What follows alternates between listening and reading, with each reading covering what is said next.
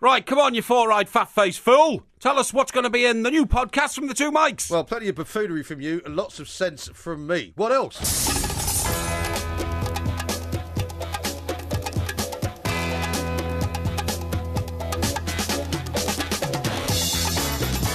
Good morning, I'm Mike Graham, he's Mike Parry. You're listening to the two mics on Talk Sport. It's another international weekend to forget, as far as I'm concerned. Nothing spectacular happened, unless you count Scotland actually winning a game. But it's not really anyone's fault, is it? Qualifying for tournaments is England's speciality. It's just when they get there, they have a problem. We'll be trying to talk positives with Henry Winter from The Times. 08717 22 3344. Also coming up on the show, we'll find out how the new Formula One rules are making it even more boring. Plus, we're going to be doing heroes and villains and a whole lot more. You're listening to the two mics with me, Mike Graham, and Mike Parry on Talk Sport.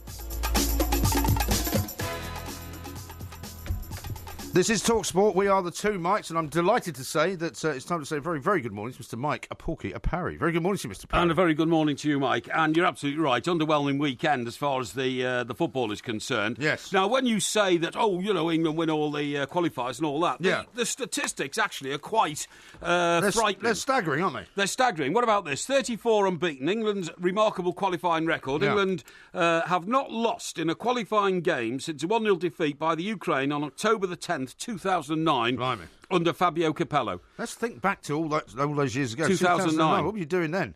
It was the year before the South African World Cup. Right. So we were qualifying. So you were gearing up for that. Yeah, for the South African World Cup, and that's such a long time ago. Believe me. In fact, in that year we went to South Africa for the draw in November. So. Yeah.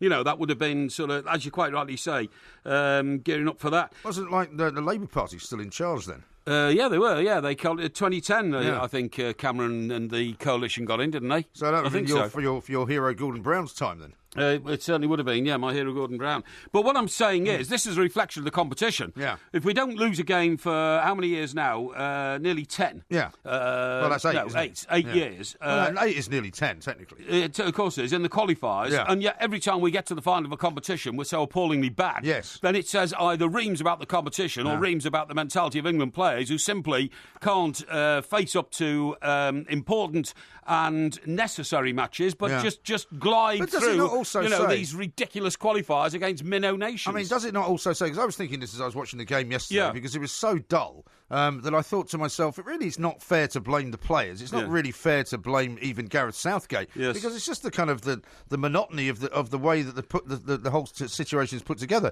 Because in the end, this is not anything like a World Cup. When the game they played yesterday, it's not anything like the Euros. No. It's not anything really to get excited about. Didn't have the smell of competition about it. So there's no real training for the England players as a team playing as England to prepare themselves for a proper game. That's right. When they, when people tell you that, statistics, damn statistics, they can tell any story. Damn lies. Yeah. What about this on the front of the Times pull-out this morning? We're going to talk to Henry Winter in a few minutes' time on this show. But it says Europe's meanest defence. England have conceded the fewest goals in qualifying. Oh, well, really? I'm sure that's true. Yeah, but that's look because who they've been playing Lithuania. Yeah, exactly. I mean, that's the other thing that slightly worries me. I mean, I'm reading Henry's piece in the Times this morning. He talks about how well some of the players played. He singles out Michael Keane from Burnley, who had a very good game. He did, Talks about, the challenges that he made and the timing of his tackles. He could be on his way to Everton, by the way. Really? I think we're ahead of the queue to 25 million quid. Okay. From what Burnley. Makes you think he wants to leave Burnley? Well, he definitely wants to leave Burnley. Does he? Yeah, definitely, because he's a player whose ambitions are now focused on he certainly looks on a bigger club. And no disrespect to Burnley. No, of course. Yeah. But he did look very competent on the ball, and he did look very authoritative. Yeah. But again, they're playing Lithuania now. Is he going to look as good as that when he's playing against Luis Suarez? Is he going to look as good as that when he's playing against, I don't know, Sergio Aguero? Yeah, well, I don't know. I think he obviously only got into the England squad because of his performances in the Premier League, which is a very competitive league. Yeah. So he's proved himself there. But I totally agree with you. It's not really that big a test, certainly not at international level. The reason why, by the way, I think he will go to Everton is because I think he can almost be assured of a regular start every week. And if you go to a club that's too big for you sometimes, as many players have found to their cost going to Manchester City, you tend to disappear into the shadows. Well, you can. So that's, I see you've managed to get Everton into the first section of the show yet again. Well, that's because I want to be informative to our millions of listeners. That's all. Yeah, okay. Now, here's my I thought theory. Eric Dyer should have been captain, by the way. Well, I mean, I thought Joe Hart actually did all right. Yeah, I think he did all right, but I think goalkeepers should be captains. Well, no, but it's always very difficult, isn't it? But the bottom line is, for me, I think we should stop blaming Gareth Southgate, stop blaming the players, and we should start blaming FIFA, who have organised these World Cup qualifying tournaments, which are so ludicrously expanded, that's right, so ridiculously kind of unlike the actual tournament itself, that it's they who have to revamp the qualifying process to make it a bit more interesting for the fans. I totally agree. How do you justify the presence of Malta in this competition in England's group? Played 5, won none, drawn none, lost 5. Yeah. Scored 2, conceded 13, goal difference minus 11, points 0. Yes. Ludicrous. Absolutely pointless. I mean, what you might as well have that group without Malta. Yeah, but of course, because it's ridiculous. But of course, what they're then going to do is they're going to then invite more teams into the World Cup. I know you're against this, right? Yes, when they have the 48-team World Cup. Yeah. I actually think they now take the opportunity to completely revamp the qualifying process and have a much better seeded system so that there aren't these waste of time games. I mean, Lithuania, for whatever you may think of them as a nation or as a footballing country, should not be in the same group as England. No. They should maybe be in a smaller group with Malta and the likes of other pieces and see if they can qualify for the World Cup proper. That would be good. Yeah, it's not a novel or original idea to say, why don't they have a second competition in which the smaller nations compete amongst themselves and the top 4 that finish then go into the World Cup. And I think that would work much better. I think it would work much better. And I think we need to hear from some people out there with some better ideas than that, because that's my idea, and I don't know whether anyone's got a better one. But we have to do something to make it more interesting, really, don't we? I agree. And also, I think there's waste in here. Now, I'm not saying that the Republic of Ireland-Wales game was a wasteful game. It wasn't. They're two great footballing nations. Funnily enough, their group is quite interesting. It is more competitive. It's more competitive. Nevertheless, the truism of the matter is that every time a manager loses a player to an international squad, he has to cross his fingers and hope he comes back. Right. And of course, Seamus Coleman has not come back. I'm not saying that was a pointless game under any circumstances. But what I'm saying is you need to rein in the number of internationals, not expand it into more, because it's putting. I mean, for instance, FIFA, we're told this morning, are now going to have to pay £60,000 a week the salary of Seamus Coleman, probably between now and Christmas, which is almost a sort of. It's not an admission of culpability in that something. I think it's an admission of responsibility. Responsibility is a good word. I think that's what it is. We want to hear from people out there, please, because I think anyway, that they should change the way that the qualifying system works to make it a bit more interesting for the fans, if nothing else. 08717 2233 444 is the number to call. We'll be talking to Henry Winter about it. I would also like to know how many people found that game interesting. I mean, a game can be interesting if your team's playing in it, even if it's a flat game, and you win 1-0 in the 89th minute. I mean, did you find yourself, for example, watching the form of individual players? No, I didn't. I didn't. No, I didn't. And actually, I know that you can't always specify this when you plan your fixtures months, years in advance, actually. But to have a fixture on Mothering Sunday, I mean, it was banned in my house because I was at my family residence. You weren't allowed to watch it? Well, I did. I slipped off into another room and watched it. But every 10 minutes, you got the call, Michael, where are you? What, do you mean they didn't know you were watching the football? Well, they suspected I was. I was in a different room and all that kind of stuff. What did you tell them you were doing? So I'm just off to look for a book or something? No. I mean, the point is that we had a bit of a civil war because half the household, believe it or not, wanted to see reruns of Comic Relief. Oh, you'd have loved that. Friday. Yes, your favourite show. I think I'd rather have watched them operate the automatic awning, to be honest, and watch that going up and down and in and out. That'd be more fascinating to me. Maybe. So, but I mean, I watched it and I found myself putting out a tweet with one of those GIFs in it with the guy just sort of puts his head in his hands. Yes. So now I remember why I've stopped watching England qualifying games. And you know what? An awful lot of people that follow me on Twitter said, we don't even watch it anymore. We don't bother. We don't put ourselves through it. And nevertheless, everyone knew it was not going to be a competitive game. But what was the crowd again? 77, 80,000? It was a big crowd. I mean, big crowd compared to Hampden Park. Although there were quite a few empty seats in the old FA Club section. Yes, there were. Actually. I don't know whether I found that surprising because all the booze and food is free in that section. Well, Henry, it's not free because you have to pay to be there. No, if you get invited as a corporate guest. Yeah, but everybody's not fortunate enough to get invited to pay nothing like you. But the point is that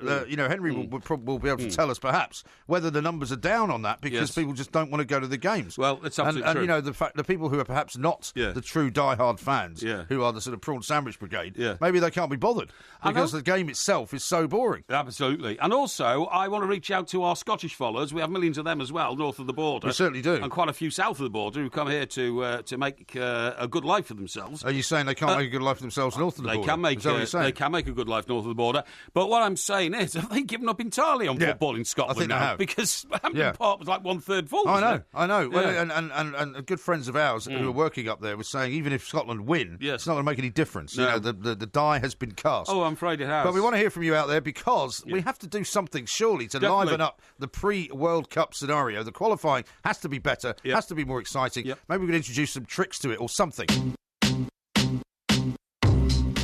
As the full-time whistle goes, it's another victory and another clean sheet for Gareth Southgate as England manager. They remain yet to concede a goal in this qualifying campaign. I thought it's one of those afternoons where it's job done. I'm not going to eulogise over the performance, but the overall week I think has been a really positive one in setting the tone of how we want to work. I think the players have got a good feel about them, good spirit. They can see the direction we want to head, and for sure we'll play better than we did today. OK, folks, please remember, this is the Two Mics, of course, on Talk Sport. We're with Wix, and can I point out to you that right now at Wix there's a 3 for 2 on all decking and all wood care. Indeed, there is. Right. Now, I have to say, listen to Gareth Southgate there. In the past, you and I have both been quite critical of Gareth Southgate, and quite critical of England's performances, generally speaking, both internationally, in friendlies, and also just in real games. I've actually got to a point now where I think I'm going to stop being critical, because it's not really fair. I think the blame should be now placed firmly at the feet of FIFA, who need to make it more exciting for the fans. Because at the moment, I don't know what else England can do. But let's talk to a man who was up there yesterday at Wembley, Henry Winter, chief football writer for The Times. He's written a piece this morning very much in praise of Defoe and quite a few of the other players as well. Henry, a very good morning to you. Welcome to the show. Morning, Mike. Morning, Mike. Yeah, morning, Henry. Thank you very much indeed for talking to us. I mean, one of the reasons you're here, Henry, is yourself and Mr. Parry got involved in an exchange of views last night on Twitter, which unusually was very, very good-natured, actually. Very civilised indeed, Very civilised indeed. Well, and I mean, for him, absolutely, yeah. And I'm taking the view now this morning, having watched the game, that is there any point being critical anymore of Gareth Southgate and the England players for not getting us very excited? Because the format doesn't lead to that kind of conclusion, does it? It does, and it's still remarkable that 78,000 turn up. Yeah. I mean, it is, England have done nothing for 50 years. I mean, a couple of good, or potentially good semi-finals, and yet the fans still report in numbers, home and away. It is remarkable, and they get treated too. Look, it wasn't the worst performances. I mean, I've sat through, I think, the last 260 of England performances, and I think probably only 5 or 6 actually leap out as, I'll think of those in my dotage. So, it's frustrating, but look, there are always positive elements. I thought over the last 2 games, Michael Keane has come in and impressed, so alongside John Stones yesterday. Adam Lallana has taken his Liverpool form into club form, which has long been a problem with England players taking their club form into the international arena because they tend to freeze. So that was encouraging. I mean, Dele Alli clearly has pushed Wayne Rooney towards the number 10 exit door. And Defoe coming back in. And what Defoe has showed is that Southgate picks on form. So you've got Burnley players, Michael Keane, on form. He gets in. It's not about stature of club. It's not about being a Champions League player. And obviously Sunderland, Defoe, in a struggling team, he's been terrific this season. So he comes in. I quite like that because you've got the impression, certainly under Sven at times, there was a slight sinecure element to some of the positions. No, I totally agree. Look, Defoe's brilliant, and I love the guy, and he's kept himself in such remarkable shape and his appetite for the game. But the very fact that we've got him here, he's 3 years older than Wayne Rooney, is symptomatic of the fact there isn't anybody else, isn't it? We are struggling for fit centre forwards. If Welbeck was fit, that would be encouraging. Rooney, clearly his best days are beyond him, and Southgate's effectively implied that. And Mourinho has as well. I mean, I wouldn't bet against Wayne Rooney completely, not fighting back, because he's a tough competitor. Oh, indeed.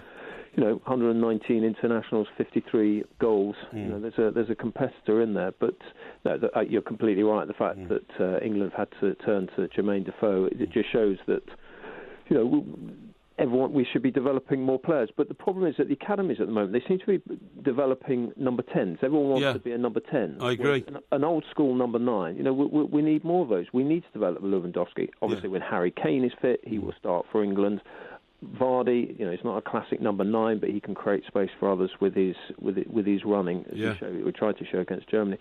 So, you know, there are issues there, but you can pick holes all over the England squad. My main concern, actually, at the moment is I've always had concerns about the defence. People talk about, you know, the good defensive records going into tournaments. We had a fantastic defensive record going into 2016 and then got pulled apart by Iceland.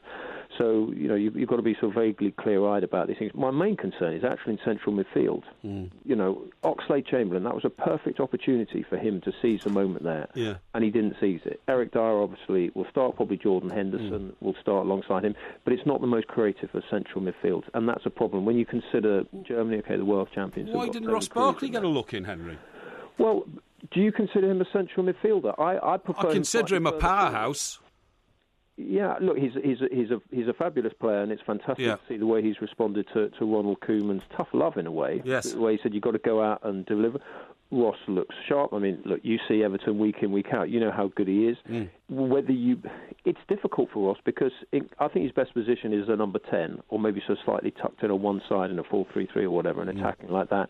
But actually, that central berth, is that his best position, running from deeper? I'm not so sure. I prefer him slightly further up the pitch. Yeah. I mean, you may well be right. Just 7 games and not a minute on the pitch is demoralising for a young player. I felt for him yesterday, particularly as England only used 2 subs. Yes, exactly. Well, that's the thing, and he's sitting there thinking, are all these players actually better than me? It can't be very good for his psyche, as it were. But let's talk a little bit about the kind of the attitude of the fans as well, because as you say, Henry, quite amazing, really, in a way that 77,000 people turned up at Wembley. But we're getting tweets from people saying it's so boring that the one guy here called Jason says he ended up watching card making on Create and Craft. We've got somebody else saying that they ended up watching a DVD. You know, as a football spectacle, it's really... I mean, how can they make it better? Because I just don't know how to do that.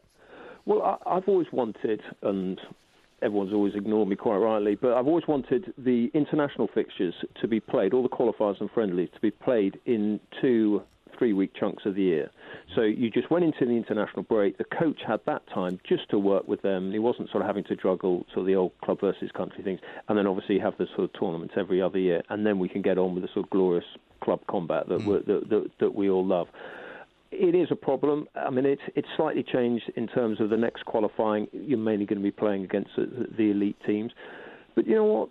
You talk to England fans, they want to go to Malta. They want to go to Lithuania. Part of the joy for the majority of the England fans, and I know there's been a huge debate post-Dortmund, but the majority of England fans want to go to places and explore the place. I was in the German Football Museum the other day, which is obviously wall-to-wall trophies, and it was full of England fans walking around. Yeah, I totally agree. They want to go to these places. You want to go to South Africa and see the culture of the place. We can be a little bit arrogant. And, you know, remember, I mean, I've been to so many tournaments and seen England beaten by teams lower down the pecking order than them. Iceland. Should we rule Iceland out of qualifying? Well, you see, that's the next question to you. I'm looking at this stat here this morning, which is frightening, Henry. It says 34 games since we were beaten in a qualifier. Last time, you'll have been at the game, I probably was. We were beaten 1-0 by Ukraine on October the 10th, 2009, under Fabio Capello. But we've been so abysmal in the finals of every tournament that we've qualified for since then. So what is it in the psyche that makes us one team... Sorry?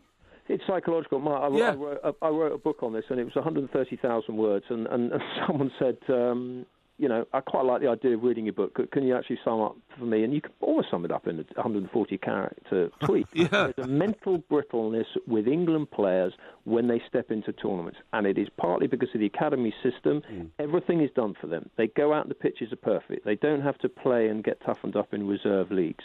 They have almost a concierge service where not only them, but their family, everything is looked after them. The lawnmower breaks down. Well, doesn't that happen in Germany? Don't they pander to their stars there? Have you talked to the German players? The German players, a lot of them have done Abitur, which is their equivalent of A-level. They have a far They stay in the school system longer. Yeah. They're almost on amateur contracts, even when they're breaking into the first team at Bayern Munich. Yeah. They have a far more performance-related approach. Right. Now, the more enlightened clubs in this country, Liverpool and particularly Southampton, they have the right approach. And it's no surprise that Southampton have developed players who've so gone many on. players, yeah.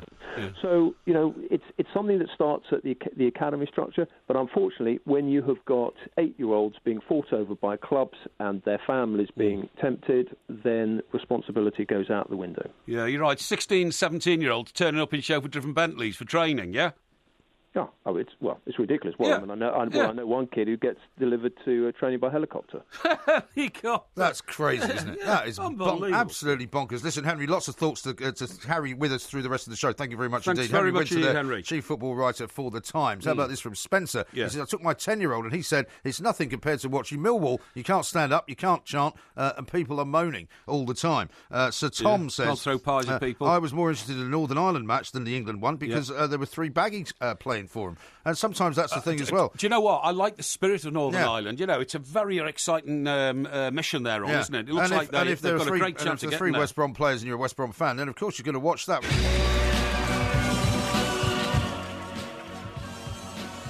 This is TalkSport. We are the 2 mics. We've got loads of calls to take, and we're going to start taking them very shortly. The number of calls is 08717 223344. The question is, how do we make England's qualifying games more exciting, more entertaining, and more just interesting? People still go in there. Well, you know what? Thousands. But what's interesting is what we're getting on Twitter is that it's okay for people who can go to the game, which is also quite a limited number given the expense, given the the timings of the games. I mean, like you said, imagine trying to get live to a football match on Mothering Sunday, when you're supposed to be home looking after the mother of your children or looking after your own mother or whatever. But 78,000 people went. But if you have to watch it on TV, I'm afraid there are too many other things that could distract you. Certainly if it's not very interesting. Got a great tweet here from Dom. He says, I was watching the England game, then I decided to get more exciting, so I went and watched some paint drying. It was far more exciting. Very harsh. That is the sort of attitude that we're people getting now a lot have of to that. it. Yeah, I mean, I've got Stefan here. He said, I started watching the England game, but then I found myself doing household chures instead and only occasionally glancing at the television. Yes. Which I think is kind of what you do. It is. It is. Now, let's talk to Steve, who's a Liverpool fan, because he started watching the game and then we're not quite sure what happened. Steve, very good morning to you.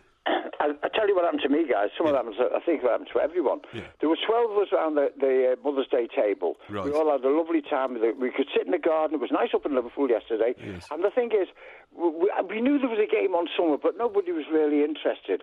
But someone, when we had the meal and everything was done like that, and the guys filtered into the other half of the house where the telly was on, and then the match come on, and then within 5 minutes, people were calling them Luton Town because they were like the 4th division. That's where Luton are, isn't it? Fifth, I think, isn't it? Oh, no, fourth. Yeah, fourth. 3rd division south. So I'm saying to myself, who are these guys? So it's another meagre fare that the UEFA have offered us yet again, trying to generate enthusiasm. Corporate boxes empty. Yes. You look around the ground, you say 5 minutes before the end, is anyone going to turn up? We've all turned up.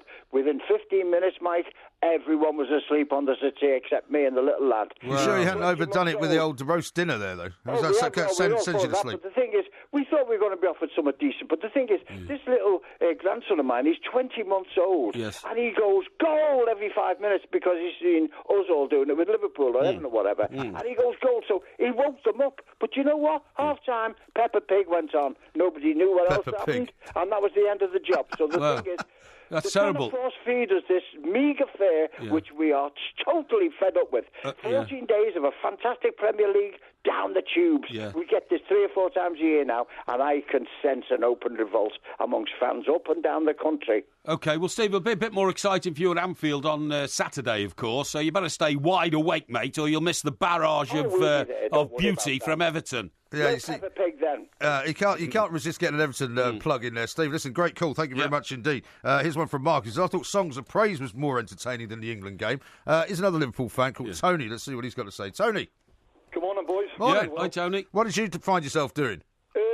Unfortunately, you basically suffer in silence.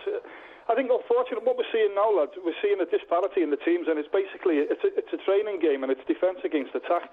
And we see this in the Premier League at Liverpool every time we play at home. everyone parks the bus, and this is what's happening in football in general now. Unless they, come up with a format where they can actually, I don't know, maybe they might have to handicap teams. If you're going to put 4 teams in a tournament, in a qualified tournament, you are going to have to give them some sort of handicap. I know it sounds ridiculous, but you're going to have to give them a gold star to make it interesting. Otherwise, they're just going to sit back and try not to get smashed. And people are getting bored to tears with this. I agree with you, Tony. I think it's almost at that point now. We need some kind of gimmick to at least capture the television audience, if nothing else. Well, I can't believe I'm saying it. Now, Mike Parry obviously would normally come up with something like this, and we'd all laugh about it. Yeah. However, now I think it's probably going to have to happen. Or, as you lads intimated earlier on, we're going to have like a second tournament, yes, similar to like Champions League and UEFA Cup, Europa League as it is now. And whoever gets to the final of the second tournament then gets promoted into the qualifying. Yes. But you see, as usual, Tony, that won't happen because it's the money aspect. And, Wembley's still got to be paid for. The only way you can pay for Wembley is have lots of games there. Tony, would you ever consider going abroad to watch an England game, or have you? I've never been to watch an England game, Mike. I never would. I would never go to watch an England game. I've never paid to watch one. Right. I've only ever watched England when they've been on in the pub. And I was saying to your producer just when I called earlier, in the pub yesterday, Mother's Day, nobody watching the game. No. And it wasn't a case of just because it was Mother's Day, but nobody's bothered. No. If England are playing, the pubs in Liverpool, as you well know, Mike, if Liverpool are playing, Everton are playing, the pubs are rammed. You can't get near the bar. Of course so. Yesterday, England are playing. You can sit where you want, no problem. See, that's an indictment, isn't it? But I mean, if you think about football, it, first-class international football, it should be. But that's the problem, isn't it, Tony? Because in the end, what you're thinking about, imagine being a door-to-door salesman. You go around trying to sell Liverpool-Everton at the weekend. Yeah. You're not going to have any problem at all getting people to buy, 20 quid will pay for that, not at all. That's right. If you go in and say, we've got this great game coming up, England against Lithuania. That's right. I bet you wouldn't get anyone buying it. No one. No, you wouldn't Absolutely at all. no takers at all. Do you know what's interesting? We had 2 Liverpool fans there talking about international football. Yeah. And yet the argument from the football authorities is always that the fans of the big clubs never want to get involved with the internationals. Sure. It's always the fans from the little clubs, And I think to a large extent that is true. But it's the fans of the bigger clubs, of course, who are served the best football. Yeah. So they're the best judges of what they're saying internationally. Well, exactly. Yeah. And those are the fans, really, that the authorities ought to be going after. Because, to be honest, I mean, without Premier League football in this country this weekend, an awful lot of people would have been sitting around going, well, we'd like to watch some football. We would quite like to see a decent game, but I'm afraid England-Lithuania is simply not it. Yeah. Jason says, I got more entertained watching Scunthorpe against Bradford, which was on Sky. You would. I'll tell you where I nearly went on Saturday. Yeah. I nearly went to Bromley because my hometown team, Chester, were playing at Bromley. Were they? Now, that is only a 20-minute... I didn't realise Bromley had a team. Bromley have got a team in the Vanarama Conference. Okay. Yeah. By the way, somebody asked me yesterday, why is it called the Vanarama? I said, I think it's an insurance company. Well, it's certainly a company, isn't it? Yeah, and they said, what? Are you an idiot? I said, what do you mean? He said, the clue is in the word. Van-Rama. Well, they rent out vans. They rent out vans, yeah. That's right, yeah. So, but anyway, look, I was going to go to that game on Saturday, except... And what stopped you? Well, the management here. The management here at management here stopped you? Yeah, because... Well, they got in your way? No, they extended our warm-up show on Saturday from 1 o'clock to 2 o'clock. And forgot to tell us. Which meant that I was kiboshed in trying to get down there in time. Oh, I see. To watch the game. Hang on, we finished at 2 o'clock. I know, but I mean... Bromley's only down the road. In fact, I could have given you a lift there. I like a few sherbets before the game, and I like to rush around. And, well, you mean you don't want to go and that. watch a football match without having had some kind of lining of the stomach? Anyway, the point of my story is... What is the point of the story? I wish I had gone, because yesterday, as I was, mixing with the family in Stockbroker Belt, Surrey, some bloke came up to me who was a Bromley fan and said, I didn't see you at the game, Porky. And I said, well, Your Honour, Chester won in the last minute. Did they? It was brilliant. Yeah, absolutely brilliant. Well, then you should have gone. You should have gone to support your local team. Yeah. How about this one from Scott? He said, we had some friends round and we ended up watching 101 classic TV teams on YouTube. Really? Through the television. My God. Much more entertaining. Yeah. How about Lawrence, who says, why don't you have a penalty shootout at the end of each game? Yeah. The winner gets a point. Well, I mean, that would just become a circus. Andy here says, I started watching England, but then wanted something more exciting. I finished up watching my tomatoes grow.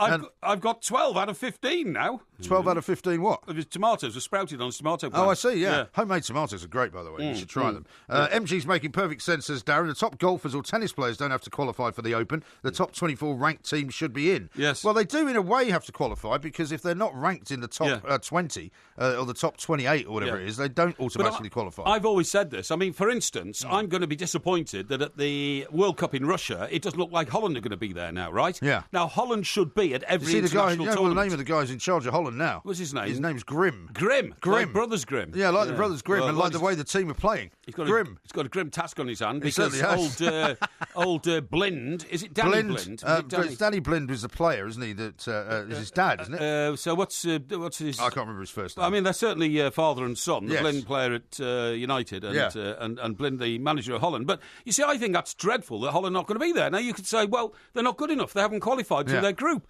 I don't care. I think that any World Cup without, countries like Holland or England or big names, 1 year sort of some of the Scandinavian teams struggle to get there. I think that's shocking. And I think that you can get rid of an awful lot of these international games by just saying, look, these teams are seeded 1 to 20, the top 24, whatever. It's not necessarily the competition. Yeah, and it's not necessarily a chauvinistic way of saying that England are better than everybody else, No, because it's not. England might find themselves in the second-tier tournament if the way things are going, to be honest, even though they've got great qualifications. Yeah. When they get to each tournament, they don't do very well. Look at this. How about this non sequitur from Darren? Yes. England can only beat who is in front of them. Well, they couldn't beat Iceland who were in front of them, could they? No, that's absolutely So actually, right. that's not a true statement. And the other thing about, these teams is that the problem with the way this tournament is strung out is that sometimes a team can qualify for a tournament in October which does not take place till the following June, right. when you're looking at a completely different team. Exactly. So it's not even contemporary, No, it really isn't. Holland might be a much better team in a year's time, or certainly by the time the World Cup. But it's already too late for them. It's already too late, that's what I'm saying. But there must be better players in Holland than the rabble that are putting on their orange shirt at the moment. Well, I mean, you could make the same argument about Scotland as well. Yeah, of course by the you could, time Scotland get around to the next World Cup, they might be world totally agree. beaters. But they've already struggled to qualify. It's sad to see that Scottish thing. I was delighted for them when they got that last-minute winner, and I saw Gordon Strachan literally, bursting with, enthusiasm and energy and all that kind of stuff. But I think Northern Ireland are the ones to keep an eye on. I think they are. Yeah, all right, okay. Well, we didn't ask you for your predictions at this point. And also... You've seen the time, look. Yeah, I mean, I wouldn't worry about the time, because these are important issues. No, but in the mornings you have to be very, very key on the times, because you can get a bit lax after midday. Yeah. When it's in the afternoon. I don't get lax. Don't you? No. This is Talk Sport. Where is my mind? This is the Two Mics on Talk Sport with Wix, and right now at Wix there's a 3 for 2 on all decking and all wood care, would you believe? Now, we've got lots more calls to take, but we've got a couple more tweets to read out as well, because some very, very good ones here. Yes. One particular from Andy, who seems to know you very well, says the reason Porky never went to Bromley was because he wasn't given a ticket, the freeloader. Outrageous. I mean, even you would probably stump up for a ticket for Bromley with Chester, wouldn't you? How much would that cost you, do you reckon? £10? 10 quid? For a seat? Well worth it. Yeah, I agree. I would have paid that if I could have got there, Well, it's just Do they have a time, corporate time. lounge there? Where, at Bromley? Yeah. I find that most sort of non-league clubs have a great sort of social scene. Did you come to Chester with me and I tried to save Chester? You've never asked me to go to Chester. Oh, okay. Well, we went up there to try How did that and go, by the way? They collapsed the following day. They got beaten that day and they closed down the following day. Didn't you get a bus for them or something? Oh, yeah. I had a banner on the front of the bus. Right. Porky Parry's Blue and White Army. Right. Unfortunately, it wasn't sufficient. But on the back, you should have had the Porky Jinx is still alive. Not at all. There Right. are only 7 people on the By bus. the way, we'll talk about Lewis Hamilton later on in the Of course we show. will. But you did jinx him at the start of the Formula 1 season. You did say he was going to win. I think his own team jinxed him. They put him back into the race in the middle of traffic, and as a result of which he lost his momentum at the start because, of course, he was on pole. Yeah, indeed. Sam says this: I took my girlfriend's boy to the game yesterday, and although I'm disillusioned with England, he loved his first taste of Wembley. Yeah, well, that's great. So that's a good thing. That is brilliant. Lee says I decided to hang some garden lights up in a hawthorn tree in our garden rather than watch the England game. Yeah. And Paul says that he was watching the MotoGP instead of the England game because that was much more exciting. And one of our listeners here really had the right idea. He said, I went to an Indian for a great nosh and some bladderation, much better entertainment than watching England. Bladderation in moderation. Yeah, Bryn that is the word. Bryn says that the football was so boring after half an hour that he ended up watching Porridge. Really? Which is still going, apparently. Let's talk to John, who's a Spurs fan, see what he's got to say. John, very good morning to you. Welcome. Hi, guys. I hope you're well. Yeah, thank you very much. What do you think? Well, I've got a Lithuanian friend, and they find it just as dull as we do. Oh, really? And, yeah, because the thing is, it's not a sport. I went to a school where we would get beaten 5-1, 5-0 all the time because we had like 12 kids in our year, so our football team was invariably rubbish. Right. So, but the point is, they should tier the tournaments. There should be a World Cup. There should be a World Trophy. Because fans of smaller nations deserve to play against the different football styles as much as any other people do. Yes. And it is commercially viable. So if, for example, you had sort of like the second-tier nations and the third-tier nations, however you work that out, do you know what I mean? That's a different issue. And they go and they play, say, for example, where the World Cup was last time, because then, all the stadiums are there. Yeah. For example, China, they could get in that. They've got a few fans at the moment. They would do it. And teams that don't qualify. But then you get these smaller countries, and traditionally Northern Ireland, not how they are now, could have then had the chance to have played against maybe a slightly smaller... but John, then you'll have situations, England 8, San Marino 0, which is nobody... It doesn't benefit anybody. You wouldn't have England playing San Marino. San Marino would be playing the likes of Gibraltar. Oh, I see. So you'd have this second competition this is what we were talking about earlier, where you would have... Exactly, I think that's the best idea, because the trouble is, how are Lithuanian players and Lithuanian fans ever going to enjoy watching football when they're standing behind the ball for 10 minutes? Yeah. But San Marino, Gibraltar, that's actually a game. Yeah. Do you know what I mean? That's worth... And also, I would watch San Marino, Gibraltar, because it's fair. The same reason. Watching Southend play Man United or Chelsea is pretty dull most of the time. Yeah. But watching Southend play a team that's in their division, they actually both try and win. And I think that's... If you tiered it, I would like to see a league with the best 12 teams in Europe playing each other home and away, as a build-up to the championships that decides the seeding of the European Championship. Can you not look at it like people watch the FA Cup? When Lincoln had their run and Sutton had their run, and of course you would say, if you're a Sutton fan, it might not have been much good watching them playing Arsenal. 5-0. But by the same token, you still go because you want to see how they're going to defend or how it's going to work out. I agree with you. I'm desperately trying to find reasons to watch England and Lithuania. But why do we not have that sort of FA Cup mentality when it comes to internationals? I think you could if it was viable. I think there's just too big a drop down to some of the nations. And also because it's not knockout. In a knockout tournament, you've got the FA Cup, because if they lose, it's over. Right. Whereas, for example, the Lithuanian fan, that's my friend, they just don't want to finish bottom, and they don't want to finish there. And in a sense, they'll quite happily write off 6 of the games because they know they're not going to win. And they're not going to. They know they're not going to finish top anyway. Incidentally, John, how did you acquire a friend from Lithuania? I've never met a Lithuanian, me. You sure? No. Well, why are you doing a Neil Warnock? What do you mean? I've never met a Lithuanian, me. Yeah. It's purely. I met his sister, who worked in a bar. Oh, really? Oh, yeah. I see. Yeah, one of them. Yeah, okay. Yeah. And then just got close. Close to the really. Starting to stutter a bit here with this explanation. Let's talk to a bit faltering that disgraceful question there, Porky, catching him on the unguarded. Let's talk to Ray, who's a Liverpool fan. Hi, Ray.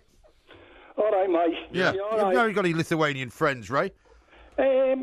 No, but I wouldn't mind that bird's number. Oh, now, come on. Come on, this is a family show. Stop it. Right. All right, then. No, the case for the poor attendance yesterday against Lithuania. Mm-hmm. Okay. It wasn't poor. I'm all the way with that. But what about the Scotland game, mate? Well, you're absolutely right. I mean, that was half full. It was crucial. Yes. If we would have been in the same circumstances as Scotland, it would have been 90,000. Yeah. I've no idea what's happened to the football fan in Scotland. My friends in Scotland tell me that people have so become disillusioned with it because, I mean, Scotland, the sort of the Barmy Army in Scotland, the Tartan Army rather, have always been has all but disappeared. They've always been, very sort of optimistic in the face of terrible odds against them, and they never cared about getting beaten. But they've now lost interest completely, Ray, just because of the way they play. I mean, don't forget there wasn't that long ago since that ex-Hearts manager played with no players up front at all. Yeah, remember? That's right. Yeah. Yeah, fair dues, fair comment. But having said that. That wasn't a bad outfit they played last night. I watched them in Scotland. Yeah, Slovenia are a good team. Good team, yeah, good team. They did well, and it caught all the Scottish fans on the hop. But unfortunately, they weren't there to see it. So I don't know whether they'll now regroup. Yeah. But they're not going to get to the World Cup finals. That's the point. Doesn't look like. Probably all on a bus to Chester. Could have been. Absolutely right. Top man, Ray. Thank you very much indeed. Yeah. We can keep taking your calls into the next hour. 08717 22 33 44. One from Ben who says, I was watching Beauty and the Beast at the cinema. I got got back in time for Vardy's goal, which was perfect for me, as I'm a Leicester fan. Oh, right, OK. Well, there you go. You got a bit of reward out of that. Yeah, exactly right. What do you think about Gareth being wanting to be called Gareth? Well, I'll tell you what. One of the things I found most amusing was when Jose Mourinho referred to him as Gary. Gary, yeah, really, that's right. Because there's nothing worse than getting people's names wrong, is there? Which, it's one of those terrible, terrible afflictions that get to all of us at various points when you're about to introduce somebody to somebody else and you forget their name. Footballers they usually call their bosses gaffer, don't they? Well, they do. The gaffer. Yeah. The governor. The governor was Paul Ince, wasn't he? The boss. Boss, yeah. Or just boss sometimes. Yeah, what did people used to call you when I was allegedly in charge of a newspaper operation? I was in charge of quite a few various different sort of scenarios. I was once in charge of a radio station, as indeed were you, briefly. Yeah, but yours closed down, mine didn't. Yeah, but mine closed down after they fired me, which proves that if they'd kept me on, it would have been still going. They fired you because you wrecked it, so they actually, I'd built it up from nothing. But, I mean, I get very irritated if somebody calls me boss, because I think don't like it. Grovelling. Yeah, but I used to have a news editor that called me boss all the time. No, I couldn't stand that. Yeah. Right, boss, I've got this for you, boss. Okay, boss, yeah. And a boss, and I really didn't like it. But I also didn't like the idea that people would call you. I mean, I quite often don't call people by their name at all. No. And I think it's a kind of... I can't remember most people's names that I meet, so I always say mate or my dear if it's a lady. My dear? I can't remember names. My dear? I can't remember names. Are you joking? No, I say, hello, my dear, how are you doing? And it's like an affectionate that we have warm sort of way. A woman producing our show, don't you? Not only that, we have a lady on the buttons who is... a lady? Yes, absolutely. I didn't realise she was a lady. Who's making the show... I'll treat her very differently from now on. She's making the show go to air. But, I mean, the point is, how many times you've been you wouldn't call either of them my dear, would you? No, because they're professionals in the same and in charge of you in as the well. same arena as me. Yes. So of course I wouldn't. But I mean, the point is, you meet somebody and they come up to you and say hello, and you can't Seen remember the time, by the What way. would you call a lady if you couldn't remember her name? A lady? Yeah, what would you? Well, nothing. That's what I'm saying. I wouldn't use any form of address. But that's then rather cold and really. And offensive. You just say to somebody hello. Well, we'll carry this on in a moment because we haven't got time right now. Yeah. But otherwise, I have to call you something very rude. No. This is Talk Sport.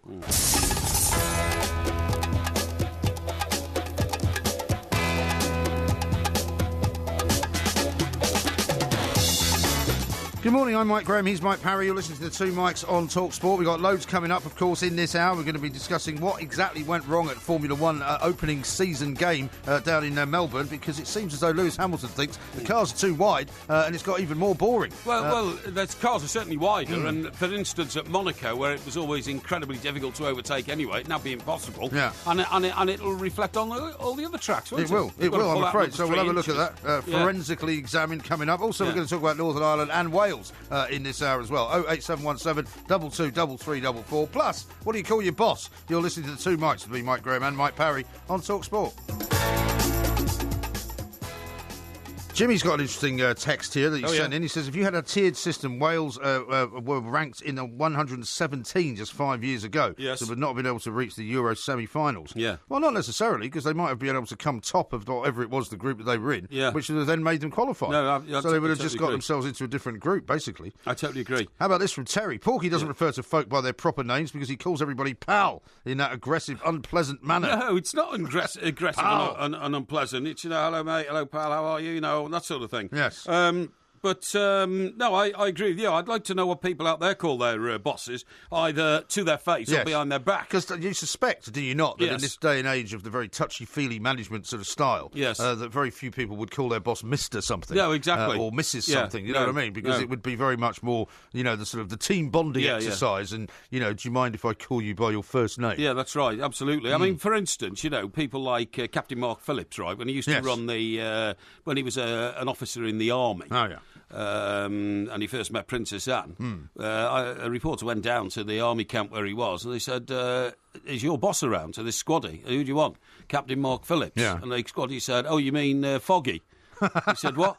Foggy. Yeah. So why do you call him Foggy? He said, because he's thick and wet, which is a terrible insult. It is a terrible against insult. any man. Particularly if you're a military man. Exactly, yeah. I mean, exactly. Surely there should be some kind of code of honour within something. I mean, I'm recall. I'm not going to say who it was. I don't want to give his name away. And by the way, I'm not saying that Captain Mark Phillips is thick and wet. That did become a Fleet Street nickname for him, though, for a long time. Yeah, it did, yeah. Because that was obviously where it came from. You'd hate to think that was just made up as well. Yeah, exactly. I mean, presumably it was actually said. But there was a guy once that I knew who still occasionally works in Fleet Street. Who went to a do and found himself standing next to Viscount Linley. Princess Margaret's son, who would not be described as foggy, but certainly of that sort of ilk, shall we say. Bit superior, really. I've always sort of regarded that chap as. That's right. Well, he regards himself as very superior. Does he? I've never met him. And when my friend interjected into the conversations, it was a few sort of cocktail party in an art gallery type thing, said something. Viscount Linley turned to him and said, "I'd appreciate it if you referred to me as your Royal Highness." No. He did. No. Absolutely, no kidding. And my friend, who was not a particularly great supporter of the royal family, and indeed was quite a Republican, was quite rude back to him and said, "I'll call you whatever I want, matey." Yeah, exactly. And in fact, if you don't stop talking to me like that, I'll call you this. Oh, dear. And said a very rude word, which you can't say on a family show. Anyway. But, some people insist on being called. Yeah. I mean, it's like, for example... It's the knighthood thing as well, isn't it? I've told you about the friend of mine who's become a lord, right, who's in the House of Lords. Yes, that's right. I went down to have tea with him, and I said...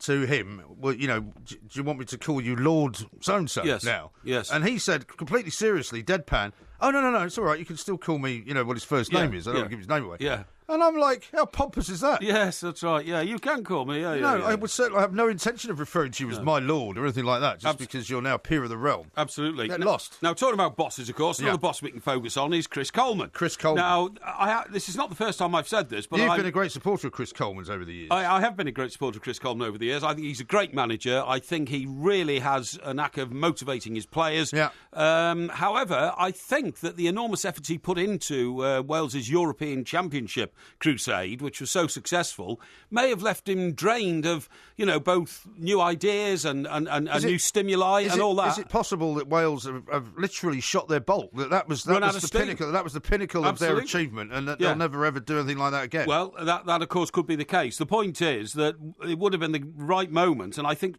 out of pure loyalty, I think he did not leave the Wales job when he could have done, and he was incredibly hot property, after Wales's Euro campaign. Me personally, I would have gone. Yeah. Because loyalties, hang on a second, I can see a think pattern. Your first loyalties are to yourself. I can see a pattern emerging here, because you're now basically, you said that Claudio Ranieri should have been fired when Leicester won the league, and you're now saying that Chris Coleman should have voluntarily resigned. Yeah, I do, after getting to the semi-finals of the Euros. Yes, I do. Okay. I do. I think he should have cashed in his chips then. And I'm not criticising Chris. I'm praising him for his loyalty. He decided to stay with his country. Yeah. Very proud Welshman, and did so much for them.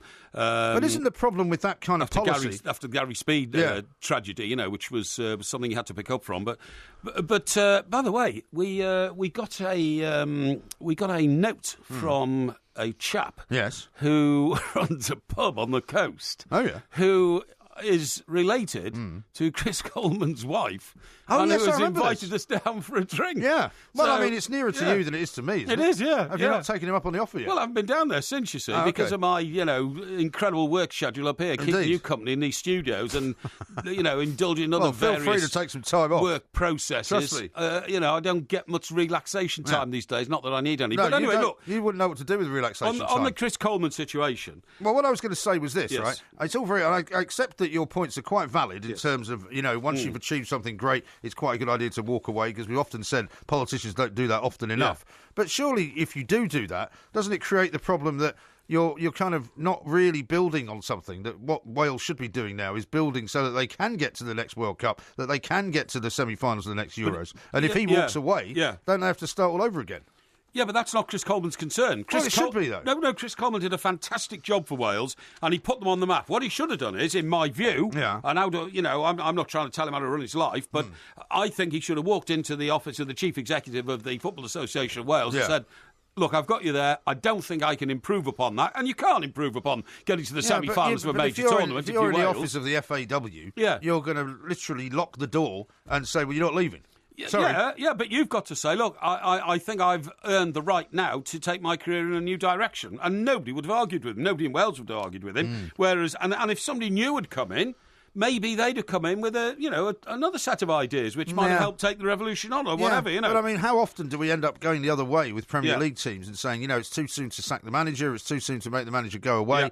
And normally speaking, that doesn't happen after success, but it does happen after failure. I think you've got to treat the two the same. You've got to say, look, if you believe in the manager should be allowed to continue to work there. Yeah. And if managers keep walking away every time they've done something good, then it'll be chaos. No, but that's the way life works. When you've earned the laurels and the glory, then you're entitled to cash in on it. Anyway, look, we've got lots of Welsh listeners out there. Well, let's see. So if anybody wants to give us a call and talk to me, I mean, we've got, for instance, what's the name of our bog cleaner in Derek in Pencoeth. Pencoeth, Derek Pencoeth, and people like that. Yeah. But I mean, I bet you there's a load of people in the Principality will agree with me that actually that would have been a good time for both Gareth to go on and do other things, the Welsh team maybe to get re-stimulated with somebody else, because you can't do any better than he did. Well, here's the number. You've got to stop talking now because we're getting in trouble with the female producer who's about to give you a slap round the ear. Okay. 08717 22 33 44. This is Talk Sport.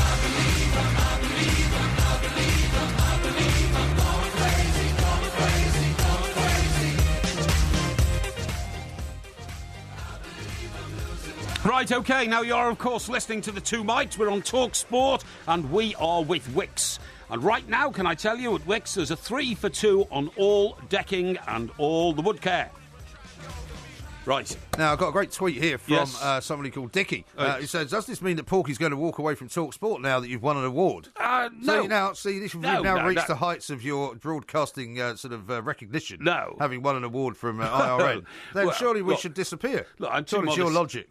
Hang on, I'm too modest to want to be talking about awards. You know, we didn't come on the air today to be talking about awards that we won last week or anything like that. I'm not getting into that. No, that's very true. Very wise. But the point that our correspondent's trying to make is he's saying that Chris Coleman, at the height of his success, I'm saying he should have walked away. I am, because he could have gone on and done something else which would have taken his career in another direction. However, for me to leave TalkSport, where would I go? It's like the taxi driver I had in New York. How about hospital radio? Yeah, that's a bit you spend half your life in a hospital. You might as well do the radio show from there as well. It's not a bad idea. But it's like the taxi driver I had in New York once, when we were heading off to JFK, and I said, you haven't asked me which terminal I'm going to yet, mate. Yeah. And he just turned around and said, hey, buddy, when you're leaving New York, you ain't going nowhere. Yes, very good, that. And that would be like walking out to Talk Sport. Yeah, now let's talk to Damon, who's a Preston fan, because he agrees with me that you've lost the plot. Damon, a very good morning to you. Good morning, chaps. How are you? Yeah, very well indeed. What do you reckon, Damon, about the Coleman situation? If I'll be honest, in the most polite way, I think it's nonsense. Why?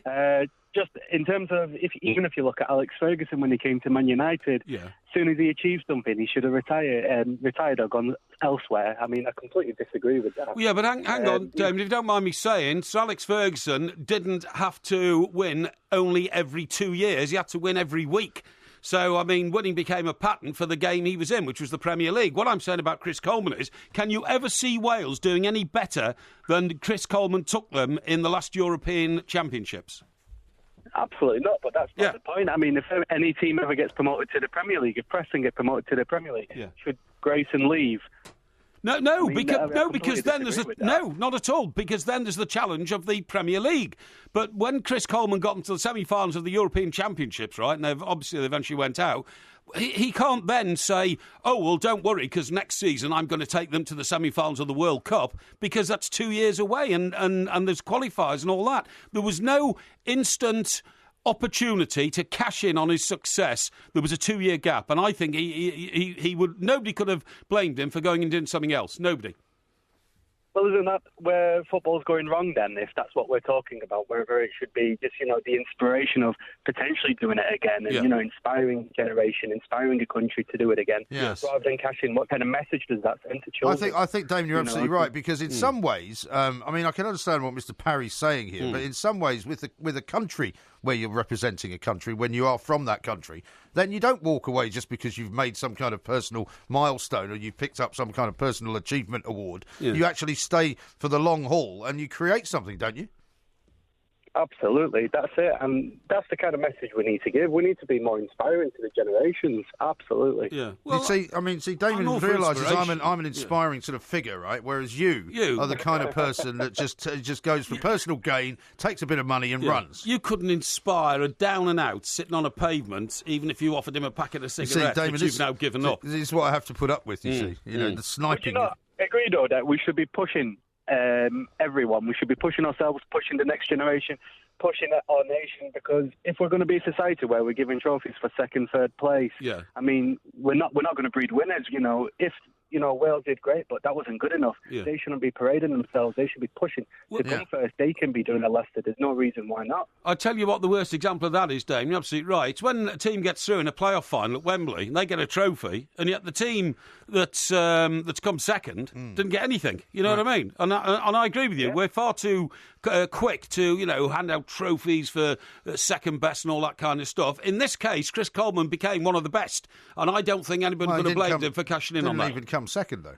But he came in the top 4 of the best teams in the best continent in the world. Okay. Yeah. Damon, thank you very much indeed for your call. I think the problem is, and he's quite right, is that when you talk about a country, it's a slightly different thing. Yes. Because you want to inspire, like, for example, if my kids were Welsh and they were 12 and 10 years old, they would have watched what happened in the summer and they would have said, well, we want to be part of that, so we want to play football so that we can play for Wales. Yeah. And if Chris Coleman, the manager, the guy in charge, suddenly walks away because he'd done so well, I think the kids' attitude would change. And they'd say, well, he's walked away, why should we bother? No, then a new guy comes in and then the kids say, oh, I wonder if, the next manager will call him Di, for his Welsh name. Yeah. Why would he have to be called Di? Well, he might be, because he might Chris be Welsh. Coleman's not called Di. No, I know he's not. Chris Coleman. Yeah, but I wonder if Di can, reach the heights of Chris Coleman Emlyn? reached.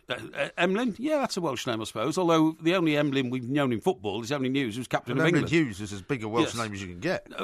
Yeah, I suppose it is. His dad was Welsh, wasn't he? I think so, yeah. Welsh rugby league player. Now, how about this from Rachel, who says, my boss looks like Ian Holloway, so for the past few months I've been calling him, who are you? Who are you? Yeah. What did they used to call Holloway when he was a little kid? Onion. Onion, that's right, because he had a little head. No, he called him Onion because he was always moaning. He was always complaining. Well, onions don't moan and complain, do they? Damon says, no, but I think the point is he was crying a lot. Oh, he's crying a lot? Oh, really? Yeah. Oh, I didn't know that. Yeah, that's why they called him Onion. They called him Onion because his head looks like a little onion. No, really, it wasn't that. No, not at all. Perhaps he had hair in those days. Now, Damon says this, I'm not sure you could read out live on air what I call my boss. No, probably not. Colin says, I call the boss my wife. What? What do you do that for? Well, we had this conversation earlier about what you call the boss. Do you not remember? Yes, I do, but this is why we're getting all these. I see what you mean. The boss as in the domestic situation. Yes, I understand. I mean, for heaven's sake. Yeah. Here's one from Darbs. He said, Porky's bang on. Coleman's taken Wales as far as he can. He could have had many jobs. Will he get that again? Yeah, well, thank you. That's exactly the point I made. That, I think that when you get an opportunity... here, what was that on there? Completely agree with Porky when he says Coleman should have cashed in. Yeah. He doesn't mean on a new salary. He means on his value as a manager and should have used the opportunity to progress his career, says Matty from Billingham on Teesside. Okay. Thank you very much, Matty, for agreeing with me 100%. There's one from Madge here, which I'm not sure we should read out on the grounds that it's a bit unfortunate for a colleague of ours. He says, I agree with Mike Parry that Coleman could have left with no problems as a legend, as long as we don't bring back Bobby Gould. Oh, come on, that's a bit harsh. Thing, isn't it? Bobby Gould was a great manager for Wales. He was a great manager for Wimbledon. Yeah. Manager for Wales. Yeah. A terrific guy. And a fantastic bloke. And a TalkSport legend in many ways. A TalkSport legend, TalkSport colleague, and we will not hear bad words said about Bobby Gould, OK? Exactly right. Craig finally says, Porky's views on Wales should be respected. He is, of course, Welsh himself. Oh, I'm not, no. It's true. The only way I'm Welsh is when Mr Brazil goes around telling everybody I'm Welsh, but I'm not. I'm 100% Anglo-Saxon English, OK? Is that right? Yes. All right. Hey! The sun goes down like a This is TalkSport. We are the two mics. There will be a podcast coming out a little bit later on, of course. Now, over the weekend, it wasn't just international weekend for the football. It was the start of the Formula One season down in Melbourne, Australia, which, by the way, is getting hit at the moment by some massive cyclone descending upon the Gold Coast. Debbie, it is. Yeah, 260 kilometres an hour, which is incredible. So hopefully all of our good friends down there are going to be all right. We're going to talk now to Tony Jardine from Sky, who's, of course, a former McLaren man, I should say. He was at McLaren in 1980 when they had Alan Prost and John Watson as drivers. That's right. Talking of people who quit at the top, by the way, Emma reminds us that Mike Parry went on a rant calling Nico Rosberg a loser repeatedly for leaving once he'd reached the pinnacle of his career. Yeah, but hashtag just saying. Yeah, but he quit the profession altogether. He quit the sport. I'm saying Chris Coleman should have, or could have, quite rightly, have gone into another position within football management. Nobody would have blamed him for going on and taking advantage of his success. It's not like Rosberg has said, right, I'm leaving Formula One now to go into America and do whatever they do there, in the Daytona and all that kind of stuff. You know what I mean? He just quit, and I don't think you should. I definitely was critical of him for quitting while he was holding the title of World Formula One champion. All right, well, thank you very much for that explanation. Yeah. Let's talk to a man who knows a bit more about Formula One than both of us put together. Indeed. He is, of course, Tony Jardine from Sky. Tony, very good morning to you. Morning, Mike and Mike. Thank you very much indeed for joining us. Now, we're told the cars are new, the tyres are new, the owners are new, everything's new about Formula One, but is it actually any better, I guess, is the question. Yeah, well, the new era, I think I described it over the weekend when I was doing my television bits and pieces as fascinating. But what we haven't got yet, and I stress that, is the overtaking factor. But we've certainly got aggressive-looking cars. They're spectacular in terms of the cornering speed they've now got and the G-forces that they're generating, and it's making it harder work for the drivers. They're really having to work hard to drive these things. So in that respect, yes, it's good.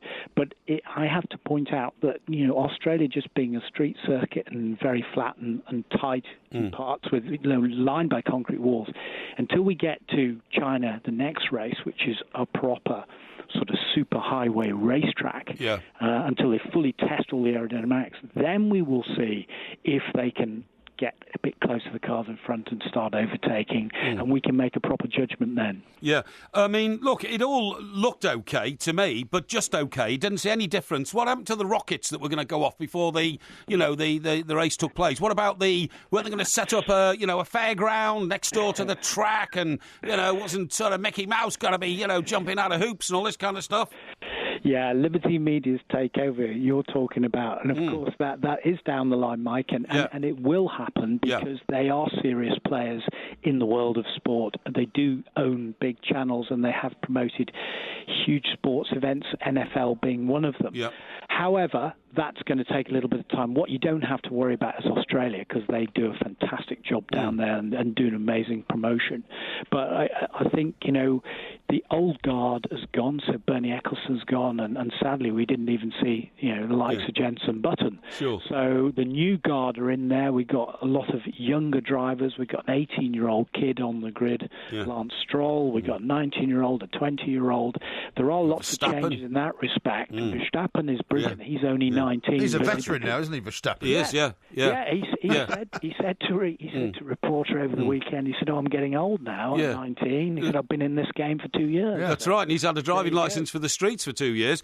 Tony, what I'm really asking is this. Who controls the rules of Formula One? Supposing these new guys, Liberty, said we're going to introduce all these new ideas. One of them is that the cars will drive for 100 yards upside down on an elevated road, that you spin round on, and then the tyres... The loop idea, right? Why not? Why can't you have that in the middle of the track, right? And secondly, the other idea I came to was if two drivers are sort of almost nose to nose, you come to a part of the track where you can either go right down the right channel or left down the left channel, and you meet up again 2 miles on, and who gets there first, and all this kind of stuff. Could Liberty do that if they wanted to, or are there too many rules and regulations? Well, there are too many rules and regulations right now, but that's not to say that they couldn't change things with effect. I mean, it's like the big boxing promoter against the rule makers, and it's the same in football. It's like the Premiership, and when you go against FIFA or whatever, the FIA are the governing body of the sport, but they are going to work closely in concert with the Liberty guys. Now, the key appointment in Liberty is Ross Brawn. Yes. Been involved with and responsible for 20 World Championships, when he was at Ferrari, when he was at Benetton, with his own eponymous team, winning with Button in 2009. He's the managing director of the Formula One side of Liberty. He gets on very well with the governing body. He's making big studies of the sport right now and the rules. And it has to be said that, in a press conference over the weekend, the president of the rule-making side of the FIA said that he still thought the sport was too expensive. There was still too much of a gap between the haves and the have-nots. Because don't forget, we did lose one team last year because they went bust manner. So we only got 20 cars on the grid.